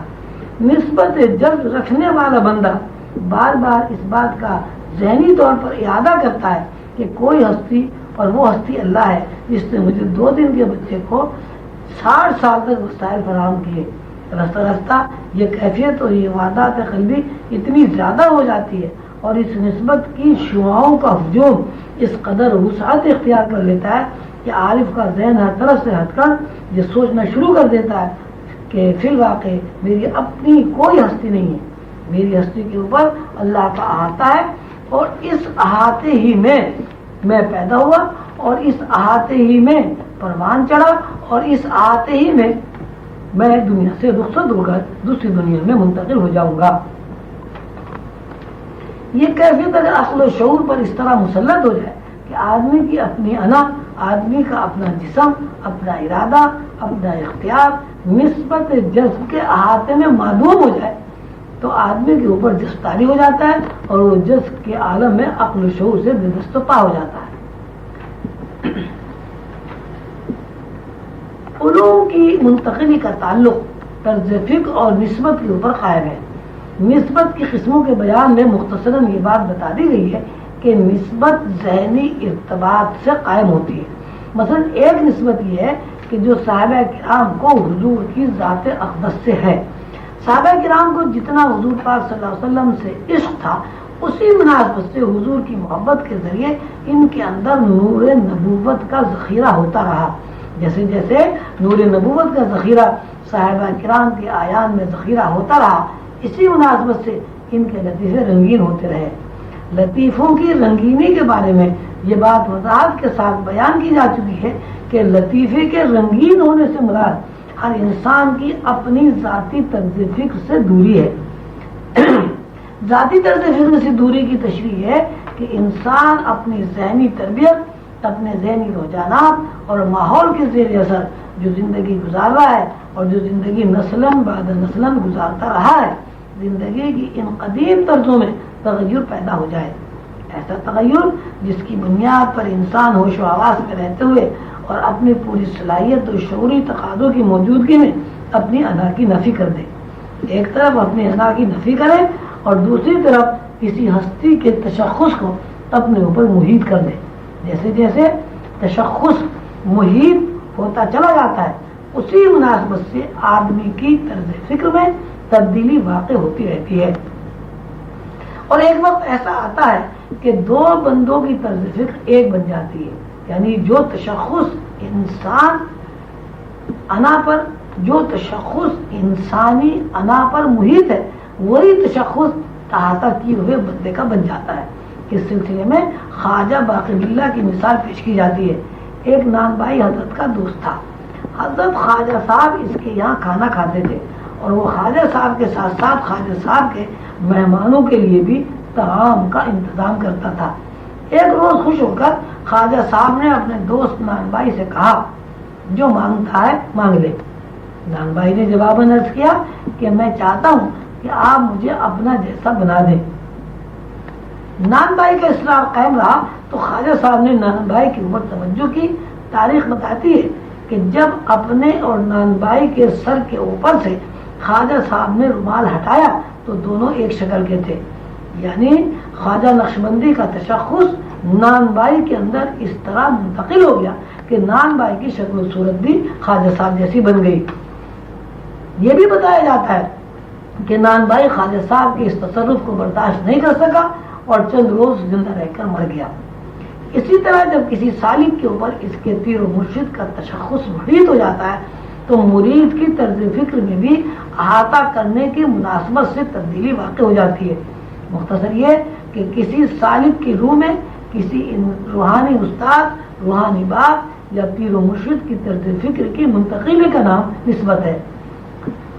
یہ نسبت منتقل ہونے کے بعد جس طرح طرز فکر میں تبدیلی واقع ہوتی ہے اسی طرح ذہنی سکت میں بھی اضافہ ہوتا ہے۔ مثلا اگر روحانی آدمی کی رفتار پرواز 60,000 گنا ہے، اگر مرید کے اندر پیر و مرشد کی طرز فکر منتقل ہو جائے تو مرید کے ذہن کی رفتار بھی کئی گنا ہو جاتی ہے۔ نسبت کے سلسلے میں ایک واقعہ اور ملتا ہے، وہ یہ کہ ایک بار سیدنا حضور علیہ السلام نے حضرت جبریل امین سے دریافت فرمایا، جب تم پر وحی نازل ہوتی ہے اور وہ وحی تم لے کر میرے پاس اترتے ہو، کیا تم اس ذات اقدس کو دیکھتے بھی ہو؟ حضرت جبریل نے عرض کیا، میں صرف آواز سنتا ہوں اور میری جو پرواز ہے وہ بیت المعمور تک ہے، بیت المعمور کے اوپر میرے لیے پرواز ممکن نہیں ہے۔ مولانا روم نے مثنوی میں اس بات کو فرمایا ہے، فروغ تجلی بسوزت پرم، اگر میں اپنی حد سے پرواز کروں، اگر میں اپنی حد سے زیادہ پرواز کروں تو میرے پر جل جائیں گے۔ سیدنا حضور صلی اللہ علیہ وسلم نے ارشاد فرمایا، اب تم ہماری ہمت سے پرواز کرنا۔ اس واقعے سے یہ بات ثابت ہو جاتی کہ ہمت یا نسبت کے منتقل ہونے کے بعد سکت میں بھی اضافہ ہو جاتا ہے۔ نسبتوں کے بہت سارے مرحلے ہیں اور اولیاء نے بہت ساری نسبتوں کا تذکرہ کیا ہے۔ بہت سی نسبتوں سے مراد ایک ہی ہے، وہ یہ کہ کسی شخص کو پیر و مرشد یا کسی روحانی انسان سے کتنا تعلق ہے، کتنی محبت ہے اور اس کے اندر کتنی تعمیل ارشاد ہے۔ کوئی مرید جس دائرے میں بھی قائم ہے اسی مناسبت سے طرز فکر منتقل ہوتی رہتی ہے، اور طرز فکر کی منتقلی کے ساتھ ساتھ اس کی روح کے اندر روحانی علوم ذخیرہ ہوتے رہتے ہیں، اور ایک وقت ایسا آتا ہے کہ وہ ہر طرف اور ہر سمت اپنے اوپر پیر و مرشد کا تشخص دیکھتا ہے، اس کے بعد حضور کی نسبت اس کا احاطہ کر لیتی ہے اور ہر وقت سوتے جاگتے اٹھتے بیٹھتے سیدنا حضور علیہ الصلوۃ والسلام کی ذات اقدس میں حضور کی تعلیمات کو، حضور کے اخلاق کو، حضور کی صفات کو، حضور کی خوبصورتی کو تلاش کرتا رہتا ہے۔ حضور صلی اللہ علیہ وسلم کی نسبت جب منتقل ہو جاتی ہے اور لطیفے حضور صلی اللہ علیہ وسلم کی نسبت سے رنگین ہو جاتے ہیں تو سالک کے اندر گداز پیدا ہو جاتا ہے، ایسا گداز جو حضور کی ہر بات پر عمل کو اس کے لیے زندگی کا بنیادی مقصد بنا دیتا ہے۔ اور جب حضور صلی اللہ علیہ وسلم کی تعریف توصیف میں کوئی شعر پایا جاتا ہے، یہ نعت پڑھی جاتی ہے یا حضور صلی اللہ علیہ وسلم کا تذکرہ ہوتا ہے تو بے اختیار وہ رونے لگتا ہے اور آنکھوں سے آنسو جاری ہو جاتے ہیں۔ اس مرحلے کے بعد تیسرا مرحلہ اس ہستی کی طرف اور خفی کی روشنی سے متعلق پیش آتا ہے جس ہستی کی طرز فکر حضور کی زندگی ہے، ایسے بندے کی طرز فکر یہ بن جاتی ہے، کوئی بھی بات اس کے سامنے آئے، کوئی بھی کام درپیش ہو، اس کی سوچ، اس کی فکر، اس کی زندگی ہر لمحہ اللہ کے ساتھ وابستہ ہو جاتا ہے۔ اس کے دماغ میں اسود اس قسم کی لہریں دور کرتی رہتی ہیں کہ ذہن ہر عمل، ہر بات کو بغیر ارادے کے اللہ کو تلاش کرنے لگتا ہے اور ہر بات کا رخ اللہ کی طرف موڑ دیتا ہے۔ مثلاً ہر آدمی، یہ مثال پہلے بھی لکھوا چکا ہوں، ہر آدمی پھول دیکھتا ہے، وہ پھول کے رنگ اور پھول کی خوشبو کو دیکھ کر گزر جاتا ہے، یہ اس کے اندر خوشی مسرت کا ایک ہلکا سا ارتعاش پیدا ہوتا ہے۔ لیکن جس بندے کے لطیفے وحدت فکر سے رنگین ہو وہ فوراً پھول کے رنگ، پھول کی پکھڑیوں کو، پھول کی خوبصورتی کو، پھول کی خوشبو کو اللہ کے ساتھ وابستہ کر دیتا ہے کہ اللہ نے کیا خوبصورت پھول بنایا، کیسا رنگ، کتنا نازک حسین وغیرہ وغیرہ۔ وہ ایک چھوٹے سے بچے کو دیکھتا ہے، چھوٹے سے بچے کو دیکھ کر آدمی خوش ہوتا ہے اور اس خوشی کی لہر کو اپنے اندر محسوس کرتے ہوئے گزر جاتا ہے۔ لیکن جس آدمی کے لطائف وحدت رنگین ہے، جس بندے، جس عارف کو حضور صلی اللہ علیہ وسلم کی طرز فکر منتقل ہو چکی ہو، وہ اس بچے کے ایک ایک عضو میں اللہ کی نشانیوں کا مشاہدہ کرتا ہے۔ کبھی وہ بچے کا چھوٹا سا ہاتھ دیکھتا ہے، کبھی اس کے اندر بچے کے نازک سے جسم پر پڑتی ہے، ذہن میں یہ بات آتی ہے کہ اس چھوٹے جسم میں ایک بڑا آدمی موجود ہے اور کیا شان کبریائی ہے کہ چند بالش کے بچے کے اندر 7 فٹ کا آدمی موجود ہے۔ یہ طرز فکر جب منتقل ہوتی ہے تو اس منتقلی کا نام روحانیت میں تنزلات ہے۔ تنزلات کی 3 قسمیں ہیں۔ ان تنزلات میں ایک تنزل یا لہروں کا نزول جلی ہوتا ہے اور دوسرا خفی ہوتا ہے، یعنی ایک نمایاں ہوتا ہے اور ایک چھپا ہوا ہوتا ہے۔ پہلا جلی تنزل حضور خلندر بابا اولیاء کی اصطلاحی زبان میں سر اکبر ہے، دوسرا جلی تنزل روح اکبر ہے اور تیسرا جلی تنزل شخص اکبر ہے۔ شخص اکبر خلندر بابا اولیاء کائنات کو کہتے ہیں۔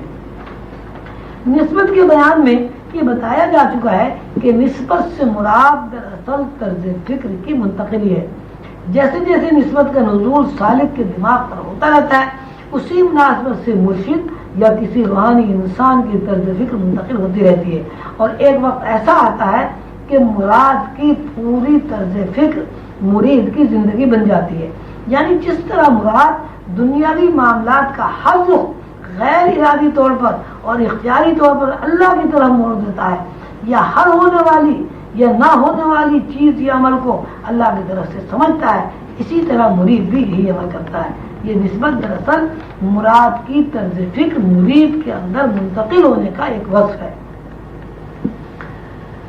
مراد کے اندر جو علوم ذخیرہ ہیں وہ علوم لہروں کی شکل میں مرید کے سابقہ میں، عین میں، جویہ میں نزول کرتے رہتے ہیں۔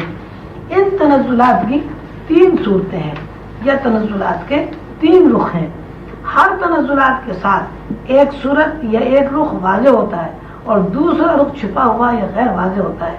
جو رخ روح اعظم پر نازل ہوتا ہے اس کو خفی تنزل کہتے ہیں۔ یہ جلی اور خفی تنزلات ہر آن اور ہر لمحہ دماغ کے اوپر وارد ہوتے رہتے ہیں. جلی تنزلات کے 3 رخ مرشد کریم قلندر بابا اولیاء نے متعین کیے ہیں. ہر تنزل 2 رخوں پر قائم ہے، یعنی ہر جلی تنزل کے ساتھ ایک خفی تنزل موجود ہے، اور ہر جلی اور ہر خفی تنزل کے ساتھ ورود و شہود کا چولی دامن کا ساتھ ہے. مرشد کریم فرماتے ہیں پہلا جلی تنزل سر اکبر ہے، دوسرا جلی تنزل روح اکبر ہے، اور تیسرا جلی تنزل شخص اکبر ہے. شخص اکبر کو مجموعی طور پر کائنات بھی کہا جاتا ہے. اس کائنات کو مادی آنکھ دیکھتی اور پہچانتی ہے. جس کائنات کو مادی آنکھ دیکھتی اور پہچانتی ہے اس کی بنیاد روشنی کے اوپر قائم ہے. ایسی روشنی جس کے اندر بہاؤ ہے، ایسی روشنی، اور روشنی کے اسی بہاؤ کو قرآن پاک نے ماں کہا ہے. قرآن پاک نے جس روشنی کو ماں یعنی پانی کے نام سے متعارف کرایا ہے، موجودہ دور کی سائنس اسی روشنی یہ پانی کو گیسوں کے نام سے جانتی ہے. ماں یعنی روشنیوں کا بہاؤ، روشنیوں کے بہاؤ سے مراد یہ ہے کہ صدہا گیسوں کے اجتماع سے شکلیں وجود میں آتی رہتی ہیں. اس کی مثال مرشد کریم نے یہ فرمائی ہے کہ ایک گلاس پانی بھر کر مسطح دیوار پر زور سے پھینکا جائے، پانی بہنے کے بعد جب دیوار پر پوری طرح پھیل جائے تو اس کو غور سے دیکھا جائے. غور سے دیکھنے سے دیوار کے اوپر مختلف شکلیں نظر آتی ہیں. جس طرح دیوار کے اوپر پانی کے بہاؤ کے ٹکرانے سے پانی پھیل کر بکھر کر مختلف شبیہیں بنا لیتا ہے، اسی طرح نزول کرنے والی روشنیوں کا بہاؤ جب زمین کی اسکرین یا کائنات کی اسکرین پر نزول کرتی ہے تو پانی کے ٹکرانے سے، پانی کے پھیلنے اور بکھرنے سے جو شکلیں بنتی ہیں وہی شکلیں افراد کائنات ہیں. ماں کے ٹکرانے کے بعد شبیہ کے اندر جو بنیادی مسالہ بنتا ہے وہ ایک پارے کی شکل و صورت میں ہوتا ہے. روشنیوں کے بہاؤ کے بعد پارے کی روشنیوں سے مل کر اور ایک دوسرے کے اندر جذب ہو کر جو اجسام بنتے ہیں انہی اجسام کو حیوانات، نباتات اور جمادات کہا جاتا ہے. مرشد کریم حضور قلندر بابا اولیاء نے گیسوں سے جو ابتدائی گیس نکلتی ہے اور یا ان گیسوں کے مجموعے سے گیس کی ابتدائی شکل کا نام نسمہ بیان کیا ہے. یعنی نسمہ ان بنیادی لہروں یا ان بنیادی شعاؤں کا نام ہے جو وجود کی ابتدا کرتی ہے. یہ شعائیں یا روشنیوں کی لہریں جب فلو کرتی ہیں یا ان کے اندر بہاؤ پیدا ہوتا ہے تو مادی آنکھ سے دیکھی ہوئی روشنی کو مثال کے طور پر لکیروں سے تشبیہ دی جا سکتی ہے. یہ لکیریں کائنات میں اس طرح پھیلی ہوئی ہیں وہ نہ تو ایک دوسرے سے فاصلے پر ہے اور نہ ایک دوسرے میں پیوست ہیں. اس کی مادی مثال سینما میں چلنے والے کسی فلم سے دی جا سکتی ہے. جس آدمی نے بھی سینما میں فلم دیکھی ہے وہ اس بات کو جانتا ہے کہ پروجیکٹر سے ایک مخصوص روشن دان کے ذریعے لہروں کا بہاؤ ہوتا ہے. روشنیوں اور لہروں کا یہ بہاؤ اسکرین پر نزول کرتا ہے اور اسکرین سے ٹکرا کر مختلف شکلوں اور صورت میں مظاہرہ کرتا ہے. جب ہم گردن اٹھا کر پروجیکٹر سے نکلنے والی فلمی روشنیوں یا شعاؤں کو دیکھتے ہیں تو ہمیں مسلسل اور متواتر چلتی ہوئی، نزول کرتی ہوئی لہروں یا لکیروں کا احساس ہوتا ہے. یہ لکیریں نہ ایک دوسرے سے فاصلے پر ہوتی ہیں اور نہ ایک دوسرے میں پیوست ہوتی ہیں، لیکن ہر لکیر اپنی جگہ تصویر کا کوئی نہ کوئی خد و خال لیے ہوئے ہوتی ہیں. جس طرح پروجیکٹر سے نکلنے والی روشنیاں اسکرین سے ٹکرا کر تصویریں بنتی ہیں، اسی طرح خلا میں سے گزر کر نسمے کی لہریں یا نسمے کی لکیریں مادی اجسام بنتی ہیں. نسمے کی لکیریں مادی اجسام میں ایک بنیادی واسطہ ہیں. پروجیکٹر سے نکلنے والی شعاؤں کو مادی آنکھ دیکھ سکتی ہے، لیکن نسمے کی لکیروں کو صرف شہود کی وہ آنکھ دیکھ سکتی ہے جو روح کی نگاہ کہلاتی ہے. یعنی ہم نسمے کی لہروں، شعاؤں، لکیروں کو روح کی آنکھ سے دیکھ سکتے ہیں. کوئی بھی شکل ایسی ابھی تک وجود میں نہیں آئی کہ جس کے ذریعے نسمے کی ان لہروں کو دیکھا جا سکے. البتہ ان لکیروں کے تاثرات کو سائنسی ایجادات کے ذریعے مادیت کے مظہر میں محسوس کیا جا سکتا ہے اور دیکھا جا سکتا ہے. آج کل اورا زیر بحث ہے. اورا یعنی نسمے کو یا نسمے کی روشنیوں کو کیمرے کے ذریعے دیکھ لیا گیا ہے. لیکن یہ دیکھنا لہروں یہ لکیروں کی شکل میں نہیں ہے، بلکہ لہروں اور لکیروں کی روشنیوں کا جو انعکاس ہوتا ہے، وہ انعکاس کیونکہ مادیت کے مظہر کی صورت اختیار کر لیتا ہے، اس لیے نظر آ جاتا ہے۔ نسمے کے بیان میں یہ بات بیان کی گئی ہے کہ نسمہ دراصل ایسی لہروں، شعاعوں یا لکیروں کو کہتے ہیں جن لہروں، شعاعوں یا لکیروں سے جسمانی خد و خال وجود میں آتے ہیں۔ یہ لہریں دو طرح کی ہوتی ہیں، ایک طرح یہ کہ مفرد لہروں میں خد و خال کے نقش و نگار بنے ہوئے ہیں، دوسری صورت یہ ہے کہ مرکب لہروں میں خد و خال بنے ہوئے ہیں۔ لہریں مفرد ہو یا مرکب خلا میں اس طرح پھیلی ہوئی ہے کہ وہ نہ تو ایک دوسرے سے فاصلے پر ہیں اور نہ ہی ایک دوسرے میں پیوست ہیں۔ یہ لکیریں مفرد ہو یا مرکب مادی اجسام میں خد و خال بھی بنتی ہیں اور خد و خال کو ہر دوسرے فرد پر منعکس بھی کرتی ہیں۔ ان لہروں یا ان لکیروں کے تاثرات سے ہی حصے بنتی ہیں۔ یہ لکیریں اور یہ لہریں انسانی دماغ کے اوپر جب نزول کرتی ہیں تو لہروں کے نزول ہونے کے بعد دماغ کے اوپر ہلکا سا دباؤ پڑتا ہے، اتنا ہلکا کہ جو آواز کے دائرہ کار میں نہیں آتا۔ یہ ہلکا سا دباؤ کسی بات سے متعلق، کسی امر اور عمل سے متعلق، کسی زندگی سے متعلق، اس زندگی کا تعلق ماضی، حال یا مستقبل سے ہو، وہ احمق کہلاتا ہے۔ یہ دباؤ ذرا زیادہ ہوتا ہے تو حواس میں ایک ہلکا سا ارتعاش پیدا ہوتا ہے، اور اس ہلکے سے ارتعاش میں ذہن کے اوپر بنی ہوئی لہروں سے تصویر کا بہت ہلکا سا خاکہ حواس کے اندر داخل ہو جاتا ہے۔ اس کیفیت کا نام روحانیت میں خیال ہے۔ یہ روشنیوں کا نزول جب اور گہرا ہوتا ہے تو دماغ کے اوپر نقش و نگار اور زیادہ واضح ہوتے ہیں۔ جب دماغ کے اوپر نقش و نگار زیادہ واضح ہوتے ہیں تو اس عمل سے متعلق یا اس تصویر سے متعلق نسمے کی لہروں سے بنے ہوئے خد و خال زیادہ نمایاں ہو جاتے ہیں، اور کسی چیز کا خاکہ اس طرح بننے لگتا ہے تو ذہن اس کی طرح منتقل ہوتا ہے اور ذہن میں یہ بات آنے لگتی ہے کہ فلاں چیز کے بارے میں یہ خیال آ رہا ہے۔ اس کیفیت یا صورت کا نام روحانیت میں تصور رکھا جاتا ہے۔ یہ سلسلہ اسی طرح جاری رہتے ہوئے تصور کے بعد احساس بن جاتا ہے، اور احساس کے اندر جب گہرائی واقع ہوتی ہے تو نسمے کی لہروں کے اندر جو رنگ مخفی ہیں وہ نمایاں ہو جاتے ہیں، یعنی احساس کے اندر رنگینی واقع ہو جاتی ہے۔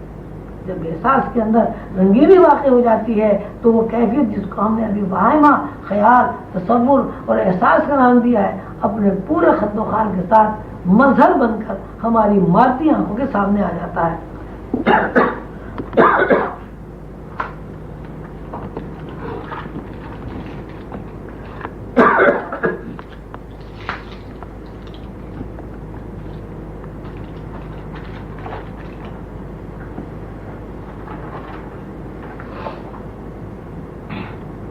دنیاوی علوم کی طرزوں میں ہم نسمے کی تعریف ڈرائنگ سے کر سکتے ہیں، یعنی ایک کاغذ ایسا ہے جس پر سیدھی سیدھی لکیریں بنی ہوئی ہیں اور ان سیدھی لکیروں میں کوئی تصویر ابھری ہوئی ہے۔ دوسری صورت یہ ہے کہ کاغذ میں گراف بنا ہوا ہے، سیدھی لکیروں کو دوسری لکیر کاٹ رہی ہے، اور ان دونوں لکیروں کے عمل سے کاغذ کے اوپر چھوٹے چھوٹے چوکور خانے بن جاتے ہیں، یہ بنے ہوئے ہیں۔ ہم ان چوکور خانوں سے ایک تصویر بناتے ہیں، اور تصویر بنانے میں اس گراف کے خانوں کو معین تعداد کے ساتھ تصویر کی بنیاد بناتے ہیں، یعنی یہ کہ اتنے خانوں سے آدمی کا سر اور آدمی کی ناک بنتی ہے۔ گراف کے چوکور خانوں کو اگر اس طرح کاٹ دیا جائے، اتنی تعداد میں چوکور خانوں پر پینسل پھیر دی جائے تو ناک بن جاتی ہے، اور اتنی تعداد میں پینسل سے لکیر بنانے پر گردن بن جاتی ہے۔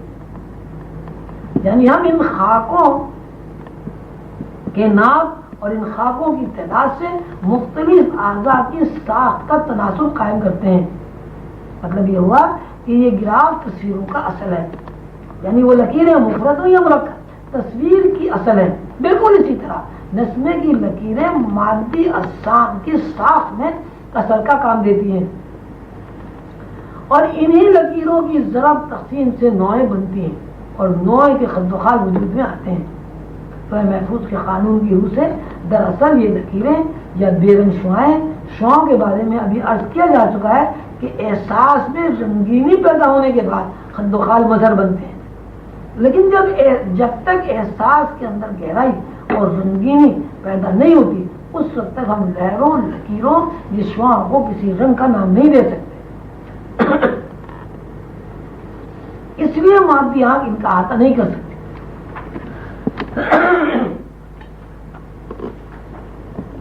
اب ہم اس بات کو اس طرح کہیں گے، دراصل نسمے کی لکیریں، لہریں یا بے رنگ شعاعیں کائنات اور افراد کائنات کی چھوٹی بڑی حرکات ہیں۔ ان لہروں، لکیروں یا بے رنگ شعاعوں کا جتنا استعمال ہوتا چلا جاتا ہے، یہ لہروں کا ذخیرہ دماغی اسکرین پر وارد ہو کر بکھرتا رہتا ہے۔ یہ ذہن انسانی پر لہروں کے مسلسل نزول کے بعد جو ضرب اور تقسیم ہوتی رہتی ہے، اسی سے حسیات یا حواس ترتیب پاتے ہیں۔ انہی لکیروں کی ضرب تقسیم، انہی لکیروں کے نزول اور انہی بے رنگ شعاعوں کے بکھرنے سے کشش کا قانون بنتا ہے، اور انہی لکیروں کی حرکات اور گردشیں وقفہ پیدا کرتی ہیں۔ ان لکیروں کی اجتماعیت ایک طرف مکانیت سے آشنا کرتی ہے اور دوسری طرف انہی لکیروں کی نزولی گردش اور لکیروں کی ضرب تقسیم اور لکیروں یا لہروں کے دماغی اسکرین پر بکھرنے کا عمل زمانیت تخلیق کرتا ہے۔ لکیروں کی نزول، لکیروں کے بکھرنے، لکیروں کی گردش اور لکیروں کی ضرب تقسیم ہونے کو نسمے کا جذب کہا جاتا ہے، یعنی نسمہ یا لہریں اپنی ضرورت اور طبعی تقاضوں کے تحت ممکن کی شکل و صورت اختیار کر لیتا ہے۔ تصوف میں ممکن کی اصطلاح اس چیز کے لیے استعمال ہوتی ہے جس چیز کو آخری درجے میں یا تکمیل کے بعد مادی آنکھ دیکھ سکتی ہے۔ یہ مادی حیثیت تشخص کہلاتی ہے، اور جب تک مادی حیثیت وجود میں نہیں آتی یعنی تشخص نہیں بنتی، اس حالت کا نام تصوف کی زبان میں تحقق ہے۔ تحقق کو تمثل بھی کہا جاتا ہے۔ محفوظ کے قانون کے مطابق نسمے کی وہ لہریں، لکیریں، شعاعیں یا شبیہ یہ نسمے کے اندر موجود خد و خال جس کو مادی آنکھ نہیں دیکھ سکتی، حیات مفرد، تحقق یا تمثل کہلاتی ہے، اور نسمے کی وہ شکل و صورت، وہ رنگینی جس کو مادی آنکھ دیکھ سکتی ہے، حیات مرکب، تشخص یا جسم کہلاتی ہے۔ یعنی تخلیقی اعتبار سے نسمے کی ابتدائی حالت حیات مفرد ہے اور انتہائی حالت حیات مرکب ہے۔ ابتدائی حالت کو روح کی آنکھ اور انتہائی حالت کو جسم کی آنکھ دیکھتی ہے۔ دراصل نسمہ وہ مخفی روشنی ہے جس کو نور کی روشنیوں میں دیکھا جا سکتا ہے، اور نور وہ مخفی روشنی ہے جو خود بھی نظر آتی ہے اور دوسری مخفی روشنیوں کو بھی دکھاتی ہے۔ حیات مفرد اور حیات مرکب کو شخص اکبر یا شخص اصغر بھی کہا جاتا ہے۔ پچھلے اسباق میں 5 حصوں کا تذکرہ کیا گیا ہے۔ ان 5 حصوں میں یہ بتایا گیا ہے کہ حصوں کا تعلق ان لہروں سے ہے جن لہروں کے اوپر تخلیقی خد و خال قائم ہے۔ حواس کی حرکت میں آنے کی 2 صورتیں ہیں۔ ایک صورت یہ ہے کہ اس کو مادی آنکھ دیکھتی ہے، تو دوسری صورت یہ ہے کہ مادی آنکھ سے وہ چیز اوجھل ہوتی ہے لیکن روحانی آنکھ دیکھتی ہے۔ جس شکل و صورت کو مادی آنکھ دیکھتی ہے تصوف کی زبان میں اسے تشخص کا نام دیا جاتا ہے، اور جس شکل و صورت کو روحانی آنکھ دیکھتی ہے تصوف کی زبان میں اسے تحقق یا تمثل کہا جاتا ہے۔ دیکھنے کی طرزوں میں یہ بات بہت زیادہ عام ہے کہ وہ چیز آنکھ سے دیکھی جا رہی ہو یا اس چیز کا تعلق روحانی آنکھ سے وابستہ ہو۔ دونوں صورتوں میں بنیاد روشنی ہے، اور یہ روشنی نور سے نظر آتی ہے۔ نور خود بھی نظر آتا ہے اور دوسری روشنیوں کو دکھانے کا ذریعہ بھی بنتا ہے۔ اسی بات کو اللہ نے قرآن پاک میں اللہ نور السماوات والارض کی آیات میں تشریح کے ساتھ بیان کیا ہے۔ ہم جس چیز کا نام حس رکھتے ہیں وہ حس کسی بھی شعبے سے متعلق ہو، اس کے 2 اجزاء یا 2 رخ ہوتے ہیں۔ ایک رخ یہ ہے کہ اس میں خد و خال ہوتے ہیں، ٹھوس پن ہوتا ہے اور وہ مادی آنکھ سے نظر آتا ہے۔ دوسرا رخ وہ ہے جو روشنیوں کا بنا ہوا ہے لیکن اس کے اندر عکس موجود ہے، اس رخ کا تعلق روشنیوں سے ہے۔ اب اس کو ہم آسان الفاظ میں اس طرح بیان کریں گے کہ کائنات میں جتنی بھی موجودات ہیں وہ مرئی ہوں یا غیر مرئی ہوں۔ ابھی ہم نے عرض کیا ہے ایک رخ ٹھوس ہے، گوشت پوش کا بنا ہوا ہے، ہڈیوں کے ڈھانچے پر اس کی بنیاد ہے، اور اس کے پیچھے ایک دوسرا رخ بالکل اسی طرح جس طرح گوشت پوش کا آدمی موجود ہے۔ یہ روشنیوں کا آدمی غیر مرئی ہے اور گوشت پوش کا آدمی مرئی ہے۔ جس طرح مرئی رخ کے دو رخ ہیں، یعنی ایک ٹھوس جسم دوسرا روشنیوں کا جسم، اسی طرح غیر مرئی چیز کے بھی دو رخ ہیں۔ ایک رخ روشنی یعنی روشنیوں کا بنا ہوا جسم، اور دوسرا رخ وہ ہے جو اس روشنیوں کے مخفی ایک اور روشنی ہے۔ اس روشنی کا نام نور ہے، یعنی وہ مخفی روشنی جو غیر مرئی رخ کو دکھاتی ہے۔ کائنات میں موجود ہر شے کے دو رخ ہیں اور یہ لوح محفوظ کا قانون ہے۔ یہ دونوں رخ مل کر ہی دراصل ماہیت یا فعل بنتی ہیں۔ ان دونوں رخ کے ملے بغیر کوئی قالب مکمل نہیں ہوتا۔ اس کی مثال مرشد کریم قلندر بابا اولیاء نے ایک سیاہ تختے سے دی ہے۔ فرماتے ہیں ایک تختہ ہے جس کے اوپر سیاہ رنگ ہے، ایک حص سیاہ رنگ ہے، دوسری حص دیکھنے والی آنکھ کا احساس ہے۔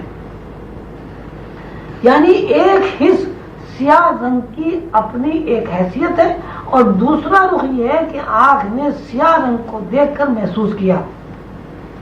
احساس اور حس کے دونوں رخ مل کر ایک مخصوص ماہیت یا ایک حرکت بنتے ہیں۔ مخصوص ماہیت اور حرکت جن دو رخوں سے مرکب ہے، ان دونوں رخوں کی یکجائی کا نام تصوف کی زبان میں تمثل ہے۔ یعنی ایک قالب دو مراتب سے مرکب ہے، یا ایک قالب میں دو صفات ایک ساتھ مجتمع ہو گئی ہیں۔ لوح محفوظ کے قانون کے تحت کائنات میں کوئی بھی چیز وہ غیر مرئی ہو یا مرئی ہو بغیر شکل و صورت کے نہیں ہوتی۔ یہ الگ بات ہے کہ اس شکل کو یا اس وجود کو جسمانی آنکھ نہ دیکھ سکے،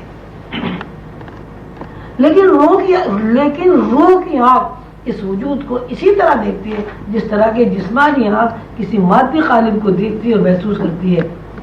مرئی اور غیر مرئی وجود کے ضمن میں یہ قانون ذہن نشین ہونا چاہیے، اور یہ حقیقت ہے کہ جس طرح مرئی جسم میں خد و خال ہوتے ہیں اسی طرح غیر مرئی جسم میں بھی خد و خال ہوتے ہیں۔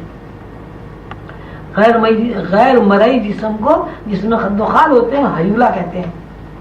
کسی چیز کی موجودگی پہلے ایک تمثل یا ہیولا کی شکل میں وجود پذیر ہوتی ہے اور اس کے بعد جسمانی خد و خال میں اپنا مظاہرہ کرتی ہے۔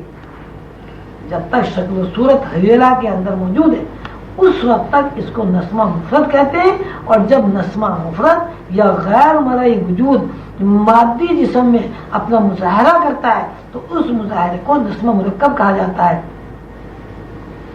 نسمہ مرکب سے مراد گریویٹی، ثقل اور جمود ہے۔ وہ جمود کتنا بھی عارضی ہو لیکن جمود ہے۔ اس جمود کا نام، یہ ثقل کا نام ٹھوس حص ہے۔ مرئی اور غیر مرئی وجود کی تشریح میں یہ بات بیان کرنا مقصود ہے کہ وہ دو رخوں سے مرکب ہے۔ مرئی شے تصوف کی زبان میں نسمہ مفرد کہلاتی ہے، غیر مرئی شے تصوف کی زبان میں نسمہ مفرد کہلاتی ہے۔ مرئی شے تصوف کی زبان میں نسمہ مفرد کہلاتی ہے، غیر مرئی شے تصوف کی زبان میں نسمہ مرکب کہلاتی ہے۔ نسمہ مفرد ہو یا مرکب دونوں حرکت کا نام ہے۔ ایک حرکت ایک سمت سے دوسری سمت میں جاری ہے جو اکہری ہے، ایک سمت سے دوسری سمت سے جاری رہنے والی اکہری حرکت کو نسمہ مفرد کہا جاتا ہے، اور دوسری حرکت پہلی حرکت کے خلاف سمت میں جاری و ساری ہے، اور اس طرح جاری و ساری ہے کہ پہلی حرکت میں پیوست ہو جاتی ہے۔ اس کی مثال ہم پیراگراف سے دے سکتے ہیں۔ کاغذ پر جس طرح گراف بنے ہوئے ہیں ان میں چھوٹے چھوٹے خانے ہوتے ہیں، لیکن گراف اس طرح بنایا جائے کہ لکیروں کا آپس کا فاصلہ معدوم کر دیا جائے تو یہ حرکت نسمہ مرکب کہلاتی ہے۔ مرشد کریم حضور قلندر بابا اولیاء فرماتے ہیں کہ جب تک حرکت کا رخ ایک سمت سے دوسری سمت میں اکہرا جاری و ساری ہے اس وقت تک غیر مرئی چیز جب مرئی خد و خال اختیار کرتی ہے اس کا نام جن اور جنات کی دنیا ہے. لیکن جب ایک سمت سے دوسری سمت جاری وہ ساری حرکت میں دوسری حرکت یا دوسری لہر یا دوسری لکیریں شامل ہو جائیں اس وقت جو نقش و نگار ظاہر ہوتے ہیں ان نقش و نگار کا نام انسان اور انسان کی دنیا ہے. نسمہ مفرد یا حرکت مفرد جنات کی دنیا ہے. نسمہ مرکب یا حرکت مرکب انسان کی دنیا ہے. حرکت وہی احساس ہے جس کو حیلہ یا تمثل کہا جاتا ہے. حرکت جب تک غیر محسوس دائرے میں رہتی ہے تمثل کہلاتی ہے اور جب غیر مرئی محسوس سے نکل کر مرئی محسوس میں داخل ہو جاتی ہے اس کا نام جسم ہو جاتا ہے. اس جسم کو ٹھوس مادیت کا نام دیتے ہیں.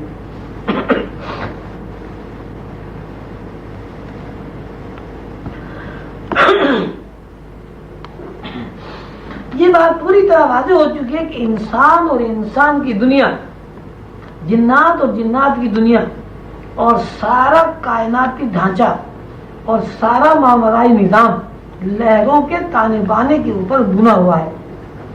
اس کی مادی مثال ہم قالین سے دے سکتے ہیں. قالین کے اوپر شیر بنا ہوا ہے. شیر کے تمام اعضاء قالین کے اوپر اس طرح بنے ہوئے ہیں کہ قالین کو دیکھ کر آدمی تانے بانے سے بنے ہوئے نقش و نگار کو شیر کے علاوہ کوئی نام نہیں دے سکتا. یہی صورتحال سارے کائناتی نظام کی ہے. اس وقت زیر بحث انسانی اور جناتی نظام کا قانون ہے. اس میں جنات کی دنیا اور انسان کی دنیا کا تذکرہ کیا گیا ہے.